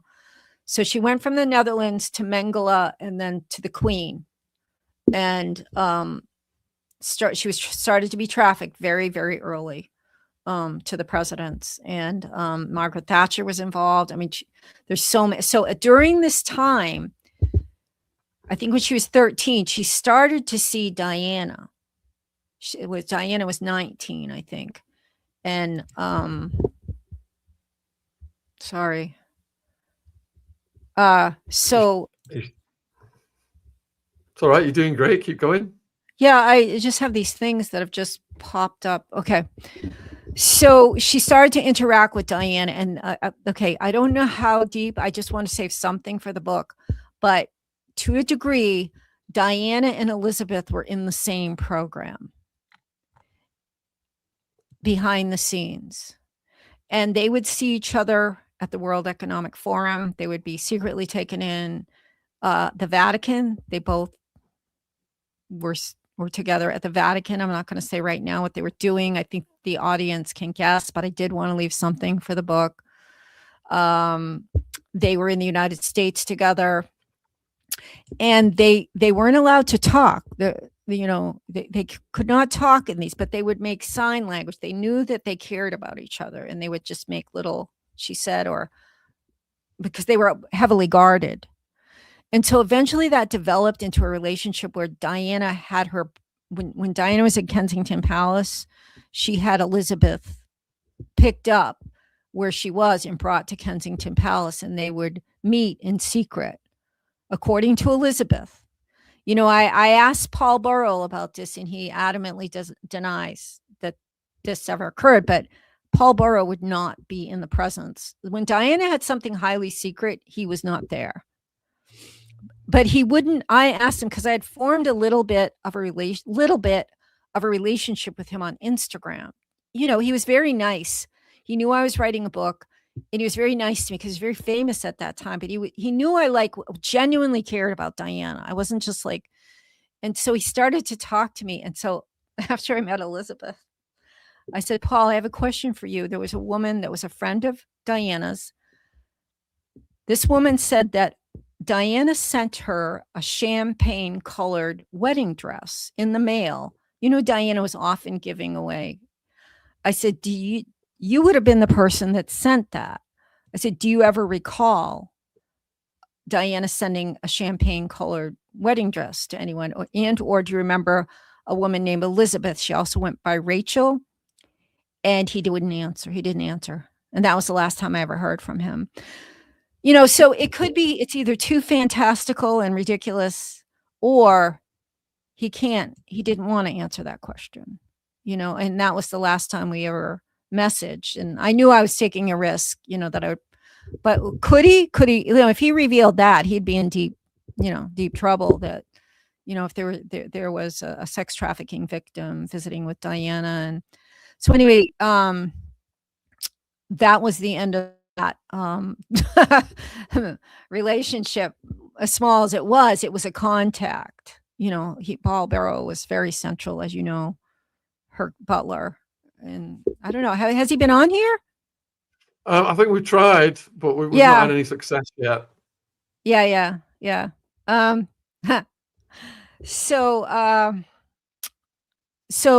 But she described, Diana's room, and she said Diana would go through show her the fabric she wanted to make and designs she had for dresses. And, they were like two little girls, and they were friends. And Elizabeth said she had one of the last conversations there was with Diana before she died. And she talked about Dodie, and that's all in the book. And so then, we all know what happened to Diana. And then Elizabeth finally escaped the royal family. Someone helped her. Many people in Hollywood, she testifies, tried to get her out, including Michael Jackson and Elizabeth Taylor, tried to save her from the child. You can't get out. You're owned. You are so owned. And they couldn't. So I think it was 10, 15 years ago, finally, I think it was somebody she was seeing on a therapeutic level rescued her. In a sense, she's gone. She went to live in the Netherlands with this woman, and she's there to this day. She barely ever goes out, but she has talked to me at length. I have hours and hours of recorded testimony, and she's given me permission to write the story. It's like, we just have to find a publisher who can, it could be a big moneymaker, because of Diana, but you're going against a lot of powerful people if you publish this information, unless you want to publish it as fiction. But so that's what I'm doing now, is finishing up that book. And I do a real close-up study of Francis as well, and Diana and family court, and how that was very instrumental. It is instrumental in MK Ultra. Mind control is getting any loving parent, whichever one it is, and generally is, especially for young children as young as 7. So they need to get that person away. And, so I do a pretty close study of that, which nobody's ever done, and how Francis kind of went crazy, and like my mother did. It was very similar to my mother. They changed after, family court, and they got involved with bad men and drug, whatever, it guaranteed that Diana would not have a reason in her mother. She would not have somebody to go to when things got really rough and confusing, and that's part of MK Ultra. So I find it's a very, very interesting book. And I also include backups, that back up Elizabeth testimony with other MK Ultra victims. You probably know a lot of them. Some of them I've interviewed, and some of them I've read their testimony. J.R. Sweet, CIA assassin who worked for Dick Cheney, and his testimony, and Nathan Reynolds, and Elizabeth Barron, Chantel Fry. I mean, you go on and on and on and on of all the people who will back up these stories with the same pattern, that both Elizabeth and I will all say now, also Diana had a very similar, I believe, subterranean story that evolved that nobody knows about. And it may be the secret that Paul Burrows said he will bring to his grave. Like he did say, he was not going to tell all. And I would guess he knew about that. She was part of an underground program and being used by the royal family. And I had another person, his name is Declan Howard, and he was a bloodline, was used again to create a child sex slave. And he's living in Spain right now, but he has a 80-page documentation of being a victim of what he called the Savile Windsor Thatcher Luciferian cult. And he was, expresses it told me of his testimony of being raped by Philip and being in the hunger, they've all been in those games, the games where they send the kids out. And he said one time he was in Buckingham Palace and he saw Diana being abused with some instrument. And so there's lots of people that have seen her being abused, beyond just the abuse, the psychological abuse she experienced with the Queen and with Charles. And, that was just the tip of the iceberg. I think there was some very serious secret abuse going on. It probably started with the Spencer family. In fact, Elizabeth Wallace said Diana was born to be sacrificed. I've heard that more than once in these elite families, that one of them, and so was Dodi. I think I analyzed that Dodi was too, by the Fayed family. So that's where I am right now, is finishing up that book and putting together a lot of. Oh, I also got inside story recently on the boy that hung outside the Buckingham Palace. Yep. Yeah, that one of Prince Charles' private secretary testified to his friend that Philip had raped him, and he was escaping Philip. So I just got that piece, and so I've got to get that in. I want to get that into. So new stuff will come out. It's not going to be a rehashing of everything we already know. It's going to be new information. Jane, you are a phenomenal speaker. We have been mesmerized by, and we salute you for your bravery as well. You've got tons of questions have come in. We could be here all night. Do you have time to just answer some questions? It's 3:30. Yes, I do. I have some water here. Yes, I do. All right. I'll start to get the questions to you then. Put a 1 in the chat if you've loved Jane's story this evening and you salute her bravery. And if you've got any questions, put them in the chat now. I have been storing your questions as they come in. Mark wants to know, is the CIA still using MK Ultra? Yes. There's young people still testifying that they're still being abducted and put under MK Ultra mind control. It never stopped. I think it increased after the Senate hearings. I see MK Ultra's got its own wiki page now, and people used to doubt its existence. I know. So if the CIA is still using it, then would they have splintered it off into like a different areas, different program names? It wouldn't be called MK Ultra anymore. There's many subtitles. I was part of, and we didn't even get into my Secret Service programming, and they have one that's called Stargate. I mean, there's so many sub projects, but also I heard from a younger survivor of MK Ultra that they have streamlined the process. They're using more technology rather than rape and waterboard. I experienced waterboarding and electric shock, and to split my mind to create altars.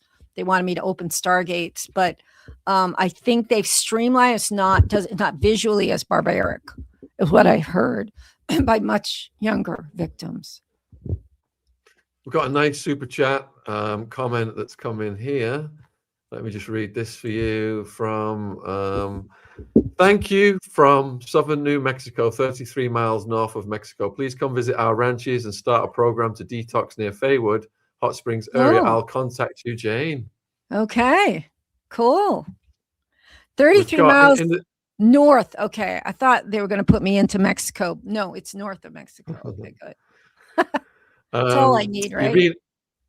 Have you ever experienced sleep paralysis? Yeah, I did when I was a teenager, not so much now. You know, I've experienced all kinds of demon attacks when I'm sleeping, and they tried to choke me and squash me, do all kinds of things. But the sleep paralysis was a teenage thing for some reason. But yes. All right, next question. Is there a certain IQ level for candidates for MK Ultra? I understand they like you to you need to have a high IQ. I don't know the level. You know, I think there's different testimonies about that, but they do go for intelligence. I think that's part of the intelligence that enables someone to survive. They want you to survive it so they can use you. Annie is asking, what was your job? What were you used for? There was a couple of things I was used for, and I don't even think I've gotten to all of them.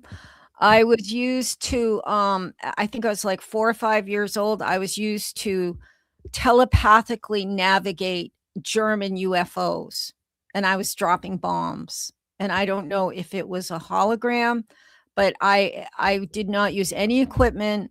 I just used telepathy. And they discovered all this after the Roswell crash in New Mexico, that only ETs or young children, young humans with psionic abilities, children, and that's where the whole Stranger Things comes from, is that the children with psionic abilities could navigate ET equipment. And that's when they really, you know, they went, you know, all on board with abduction, trying to find these children. So they use, I have memory recall of telepathically navigating UFOs in the 60s. I was used once under torture, where they created altars, I believe, in a deep underground base in Massachusetts, in Needham. I remember opening a Stargate to Antarctica. So I was used to open Stargates. I was used for really rudimentary things. I think I was thrown into the ocean in these big cannon things they were testing what they would need if a pilot came out of a ship and fell into the ocean. They were using children to test temperatures and what you could withdraw, because I've always had this thing where I shake with cold. And now I have the recall. I think that was for the Navy.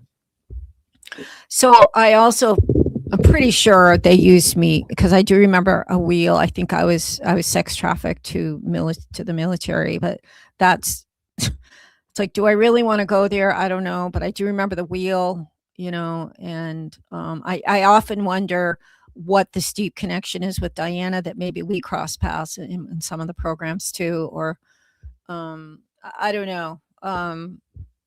So it was telepathy, and I will never forget opening the Stargate. I remember the torture, the waterboarding and the electric shock, and finally they tortured me to the point an altar shot out into space, and I came across a Stargate, and it wasn't even telepathy, and it wasn't physical. Somehow I had a relationship with the Stargate, and only people who had a relationship could open it. So it was just my soul, really, that it recognized. And so it was very rudimentary stuff as well as very advanced. And I have memories on Mars too, Mars missions. So yeah, and I'm just getting those memory back. I think I might have used for breeding too, to populate the German colonies there. I don't know that yet. I remember I was with James Rink, who's a super soldier, was just killed. He was killed with the directed energy weapons just a month ago. I never named myself a super soldier. I don't know yet. I knew I was used for sex and psionics. You've got a lot of people asking, when you mention Raytheon, are you referring to the huge defense company? And could you expand on the role of Raytheon in this? Yeah. Okay. So Raytheon Corporation was a big name in my household. You know, my father was a salesman, and he sold capacitors, he sold implants, he sold all the stuff they're using on targeted interest, and also other things, capacitors. And so, you know, I'd go into his office and he'd be on the phone with Raytheon, and or talking about MIT or Harvard. And so that came when I was about 13. So just recently, Raytheon is always my uncle was involved in the creation of the Minuteman missile with Raytheon. He retired as the lead engineer. So my father got very rich from Raytheon, and I think, and I had I'm a remote viewer. I saw a meeting between Raytheon executives and my father in his office, and him signing an agreement with Raytheon that they, you know, they said, oh, she's very special. You know, she's got, you know, all these qualities like her mother, and, you know, it'll be very benign. And he signed me off to Raytheon. So it's a combination of remote viewing and real life experiences that Raytheon was very involved with my uncle. My uncle always, I don't know if he was involved in what happened to me, because he always treated me very strangely.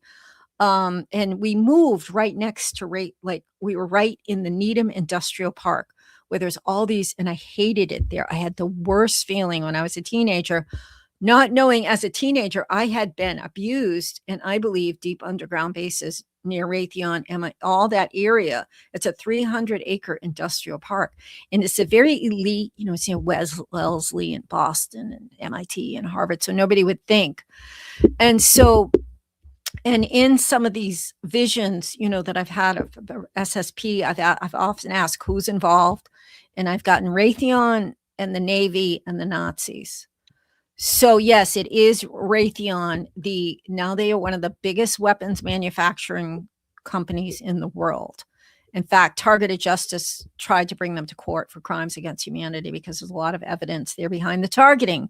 So again, they were with me all of my life. That's another sign, you know, if from the very beginning, when my father, my uncle, very involved in profited immensely from Raytheon, you know, financially and otherwise.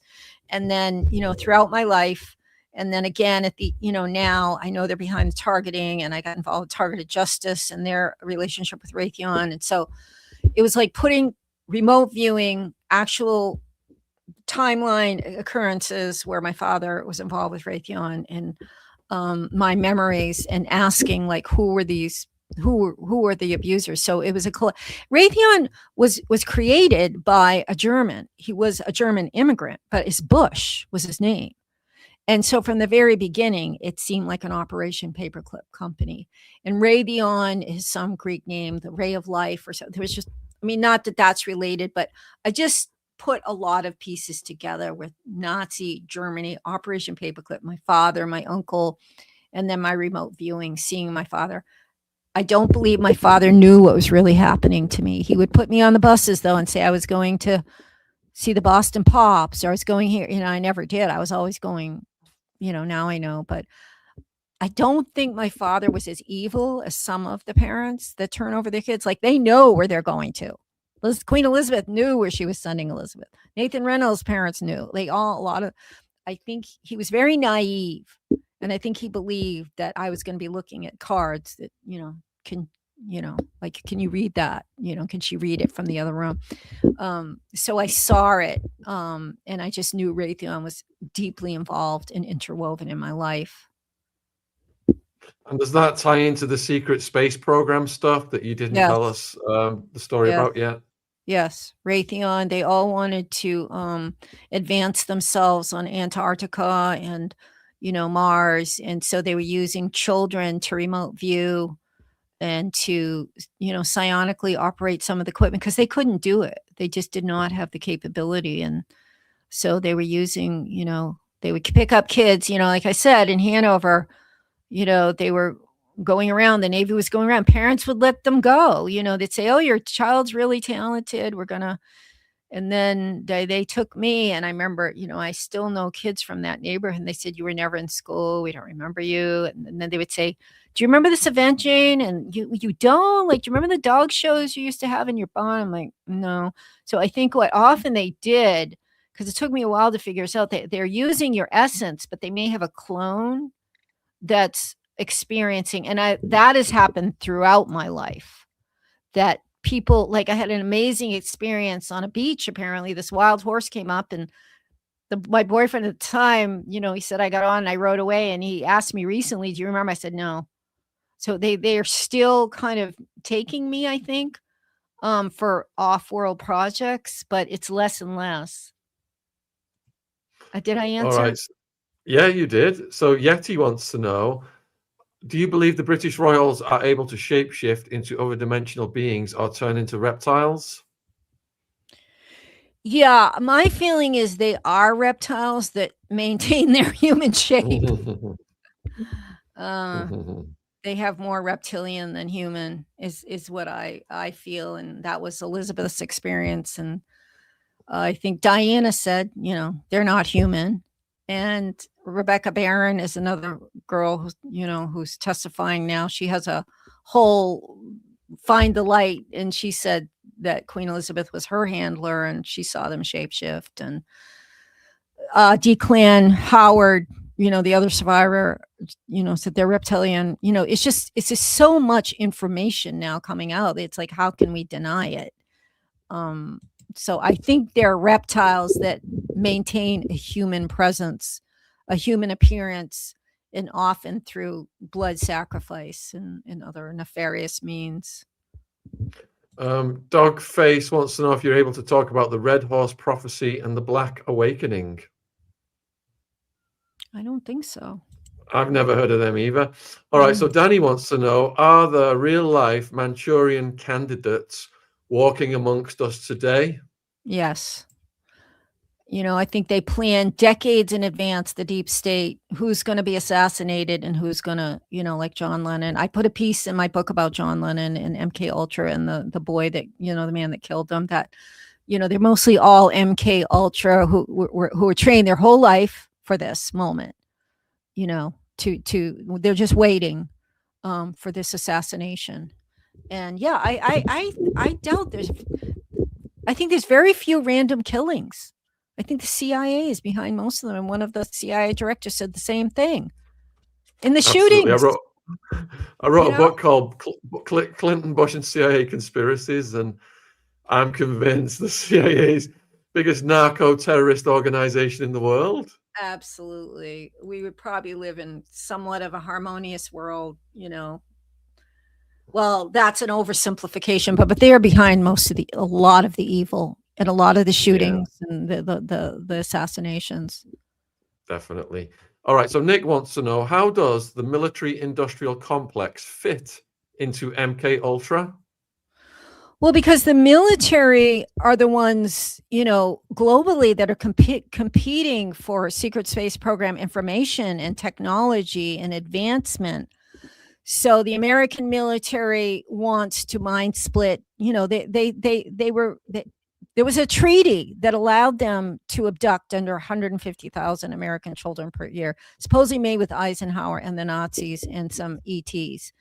And it changed the world, because suddenly there was this race for military, for space domination. And they worked together, all the heads of military, and they were also competing.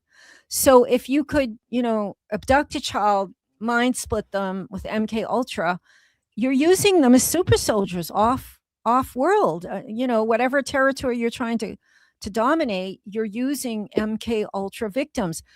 Blackmail. We haven't even got into blackmail. They're being used to blackmail. All our presidents are blackmailed, and that's MK Ultra. Their children, who as children were MK Ultra, and then as adults, they're being videotaped, and they're under blackmail. That's a huge piece of it that we haven't even touched on, is that they're being used to blackmail. The Epstein case has proven this, and I don't believe you're allowed to the top of politics unless you're compromised. Absolutely. So that they can pull that card on you at any point to make you do whatever they want.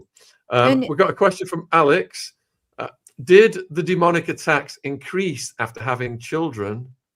And were they demonically attacked as well? I would say the demonic attacks increased on me exponentially in New Mexico. And that was sort of after my youngest children were young adults, the ones, that were with the stepmother. So I don't think it was related to my children or my children attack. My children, they use curses on them. They're still using curses on them to try to direct their lives and make them homeless or not get their, the partner they want. They're still using curses. The demonic attacks, maybe my youngest has had some, which sort of ties into electronic targeting sometimes.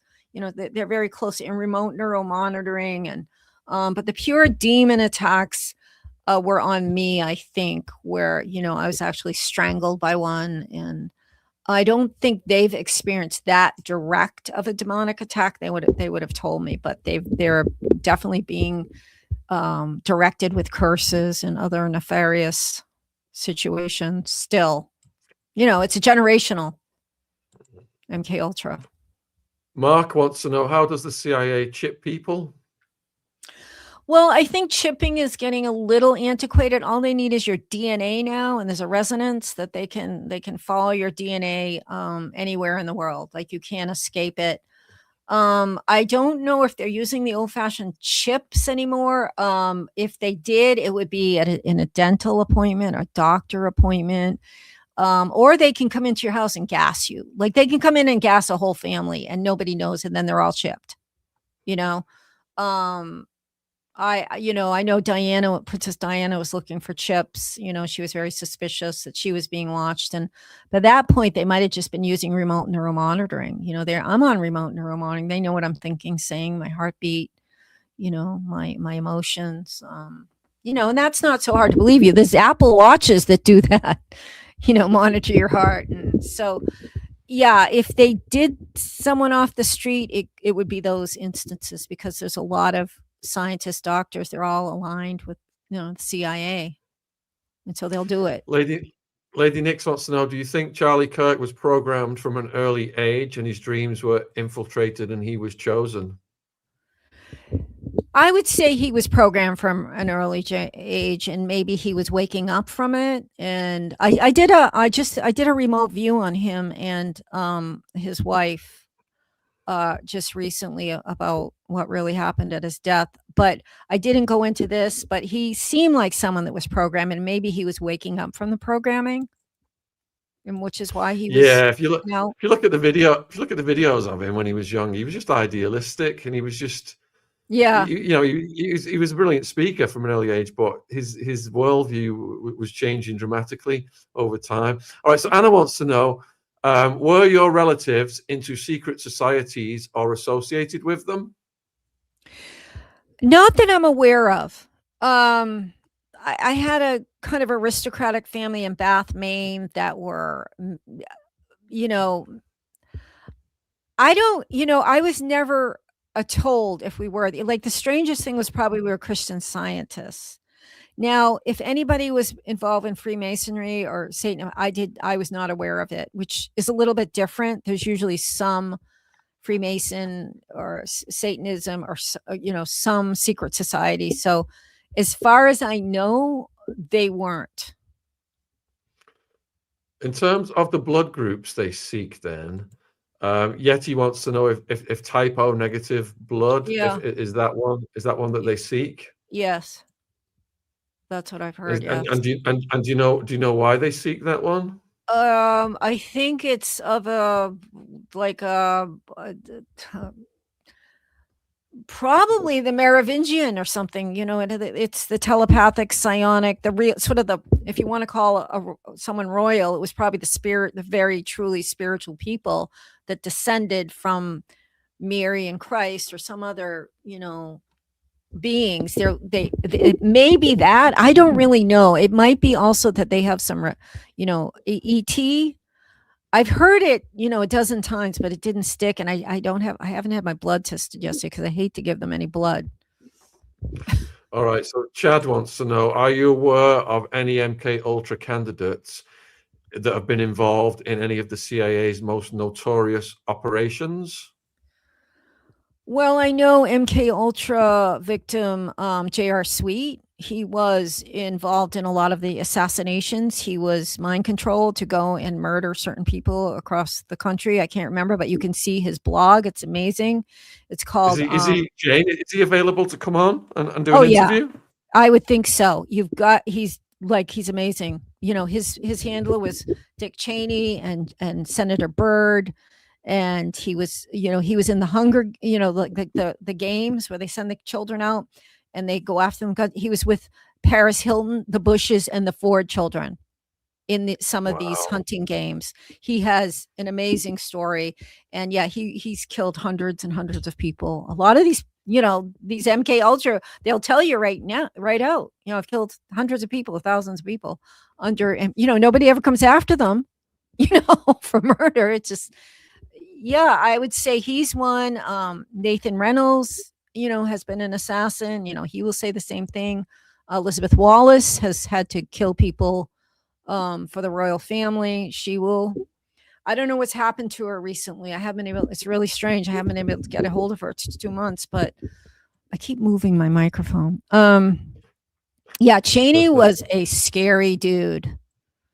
He was a scary dude. He was one of the ones that the survivors call truly evil. Some of them they say are under mind control, but he was one of the. Absolutely. I mean, he profited billions, didn't he, off the war in Iraq, based on, they said that Saddam Hussein has got weapons of mass Oh destruction. yeah, Yeah, yeah. and Back when they actually had to try and prove there was a reason. Now they're not even. You know, Trump's not even trying to they're pretending he can. You know, just bombing the shit out of anything he wants. That was back when they had to prove, so-called prove, that we had a reason to go in. So, viewers, put a 1 in the chat if you want us to get Sweet on and do an interview with Sweet. You're Yeah, getting actually people like Saran come to mind for that question with the, you know, yeah. the most notorious, most famous operations. And Charles Who Manson. is Chad is asking, who is calling the shots? Who's above the CIA? The 13 Illuminati families above them. It's probably, you know, the whole different race of ET. The Dracos, they say, are running everything at the very top. And I think, you know, the Royals are up there, but they're not at the top. You know, they're slaves, I think, to the 13 Illuminati families. I don't know where private business comes in the hierarchy anymore. I think the Vatican's way up there, maybe above the royal family. But at the very top, a lot of survivors from the Secret Spice program will tell you it's the Dracos at the very top, off world. That so whether you want to go there or not, you know. Cherry wants to know, is Princess Catherine okay? Do you think she is being victimized by the royal family? I think she's dead. I think she was killed during that whole time when she supposedly went to the hospital for something. And was it like 5 years ago? Remember, that was around Christmas. And I think she's been killed and was replaced. Misinformation wants to know, what do you think about Diana writing that the royal family was going to kill her and it would be by a car accident? I think she wrote a letter to her lawyer Yeah. about that as well. Yeah, I think somebody clued her in and told her that that's what's going to happen, and that's what happened. Somebody let her know, probably from, you know, the MI5 or whatever you have over there, or somebody clued her in, and that's exactly what happened. You know. All right, next question is, let's see, could our personal data lead to these corps selecting us for various testing? Oh yeah. Yeah, nothing's secret. There's no privacy. If they want you, you know, they're going to find your information, you know. Yeah. Yes. They're introducing they're forcing upon us a digital ID here, which is basically going to be a digital control grid. So they're going to have AI just accessing all of our information constantly. I thought you guys had a huge protest and things were happening but We they just we overlooked. had a huge protest. Over 1 million came out when Tony Yeah, Blair said we were going to attack Iraq, and they just ignored them. that's scary now. It's so Yeah, scary. No matter how big the protest. they don't care. So Matty wants to know, I'm deep into being TI. I need advice. CIA dad and secrets all around. How do I get rid of them?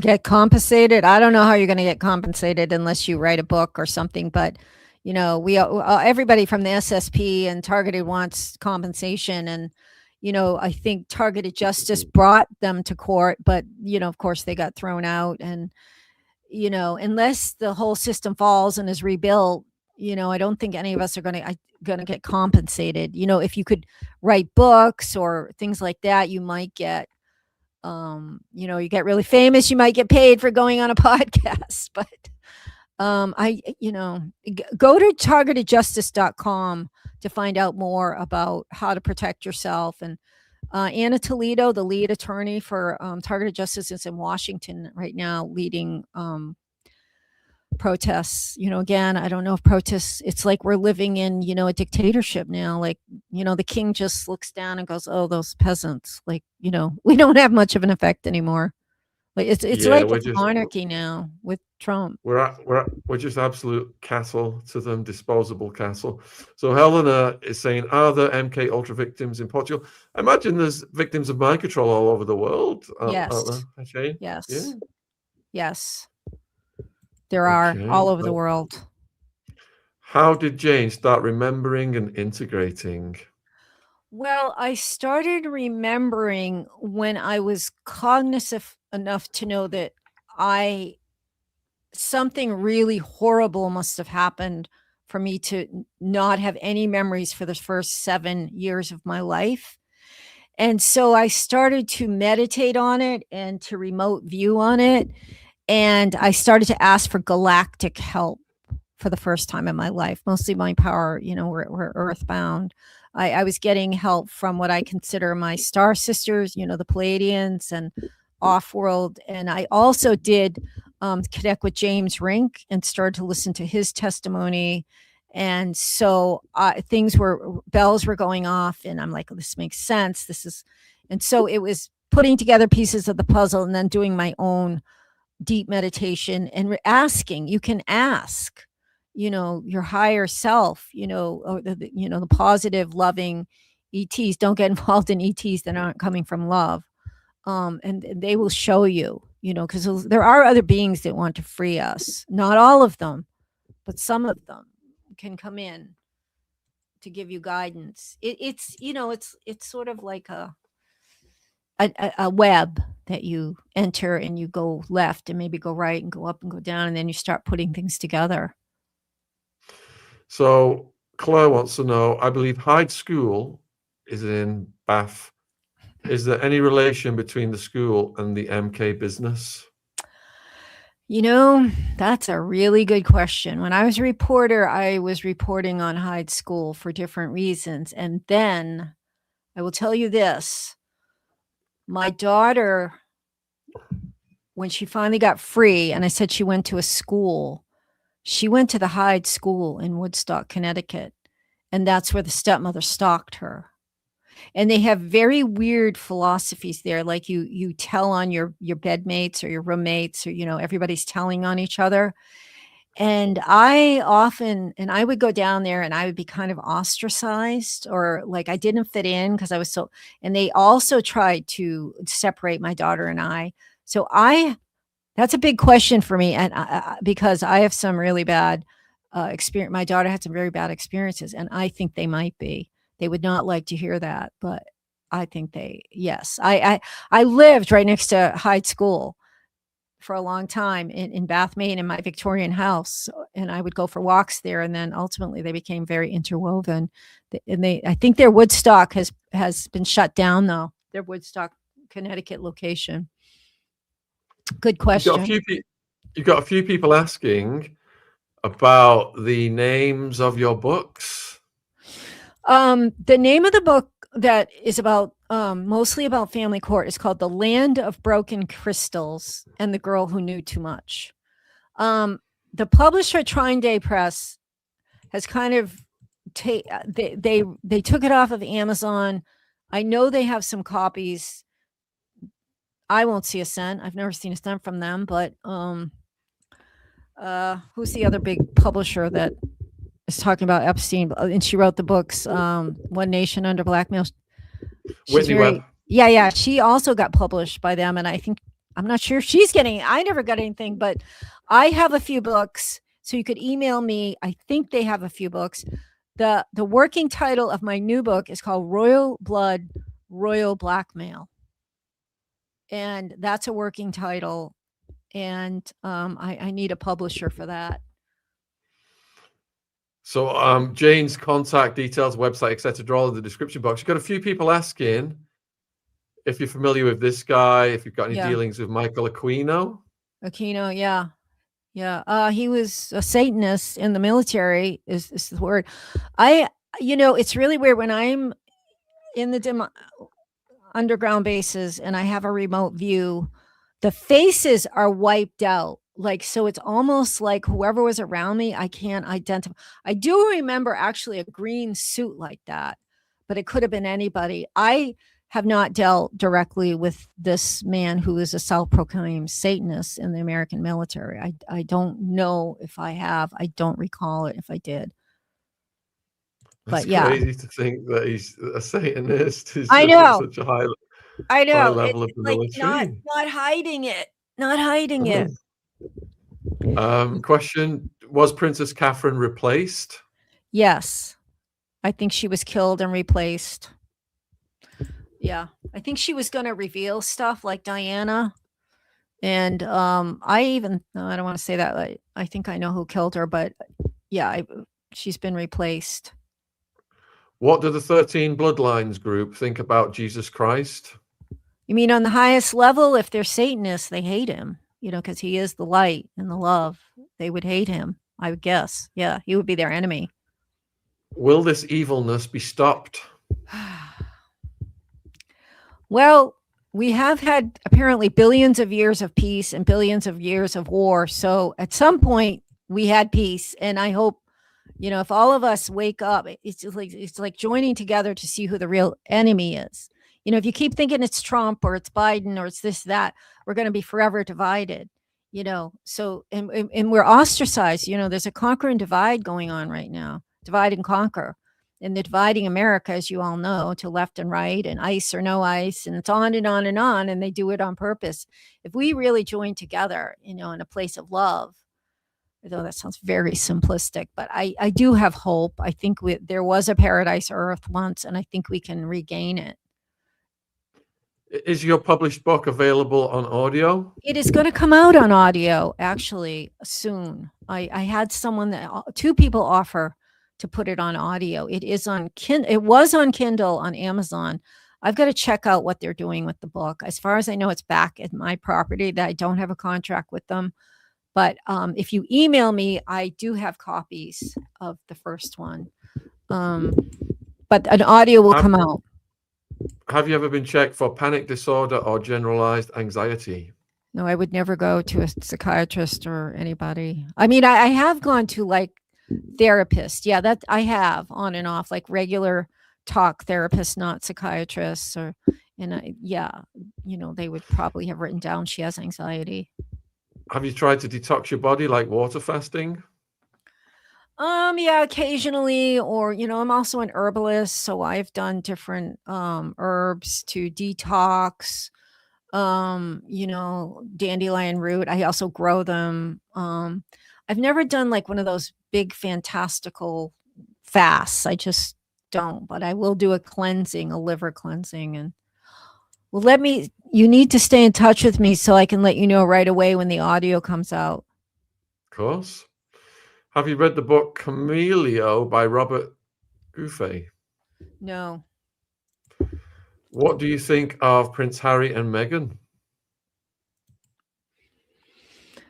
I think it's more mind control. I think, according to Elizabeth Wallace, she saw them as children and they were invited to theatrical events underground where there was, sex and, ritual death. So very early on, she said they started to break them down so that, they're all broken down so they're controllable. I don't know what to think of Megan. I don't really, not crazy about it. Jane, I think we've matched the length of the podcast of the Imagination podcast already. You've answered all the questions. I know. I can't believe it's 4:14. Huge thank you. You're welcome. You've been so generous with your time. Is there anything you'd like to say to the viewers in conclusion? And huge thank you, viewers, for all the love and support that's come in for Jane. And there was comments earlier, I don't know if you saw them, but they said you look decades younger than the age that you said you if everything people say, we're just so we always love to hear that, no matter how spiritually. Really? Well, first of all, I have a website, Radiant Earth Mother, and I do remote view, I do shamanic healing, I do Reiki healing, I do pet healing. So, please go to Radiant Earth Mother or email me if you're interested in a healing. If the military wanted me, I'm pretty good probably at this stuff. So, also, stay in your heart and your soul, and they'll be less able to mind control you. Stay in your soul center and your heart. They want you in your mind because that's where they can control you. Try to stay in your God-centered soul, and you're left that they can't get you because you'll know the truth deep down. And I've just put Jane's website in the live chat. And to people who are watching this on replay, all of Jane's links are in the description box. You can contact Jane. Jane's got a YouTube channel, X, and other socials. So it's gone so fast. I'm so glad you've come on tonight. It's gone so fast, Jane. It's been fascinating. I know you've been through some dark times, but you've come through it absolutely shining as a spiritual warrior, and we salute you for your bravery. So thank you. Much love, you too, Shaun. From the UK. Yeah, thank you. Thank you. I'm gonna let you go and close the show. I imagine you must be exhausted. I need some water. I'll say that. Go for it. Thanks, Jane. Have a great rest of your day. Cheers. All right, viewers. Thank you again, like I said, for supporting Jane. All the links in the description box. If you can continue to support her. Just letting you guys know what's coming up next. Let's see. Unsealed, Ghislaine Maxwell indictment and Epstein files. When's this one coming up? This is the 13th of January. This is Monday at 4 p.m. I will be doing that interview. Next Saturday night, we have got MK Ultra Freemason survivor Poppy at the same time as this one. I don't know if any of you guys, I watch Gerald Celente. I watch his channel a lot. He really calls out the deep state. So I've got Gerald Celente coming on 16th of January at 4 p.m. talking about global crash, wars spreading, and metal prices spiking. So we've got several shows coming up this week. So again, much love wherever you are in the world. There's all this darkness out there, but we're trying to shine a light on it, expose these creeps, and flush them out and get rid of them. That's the goal. All right.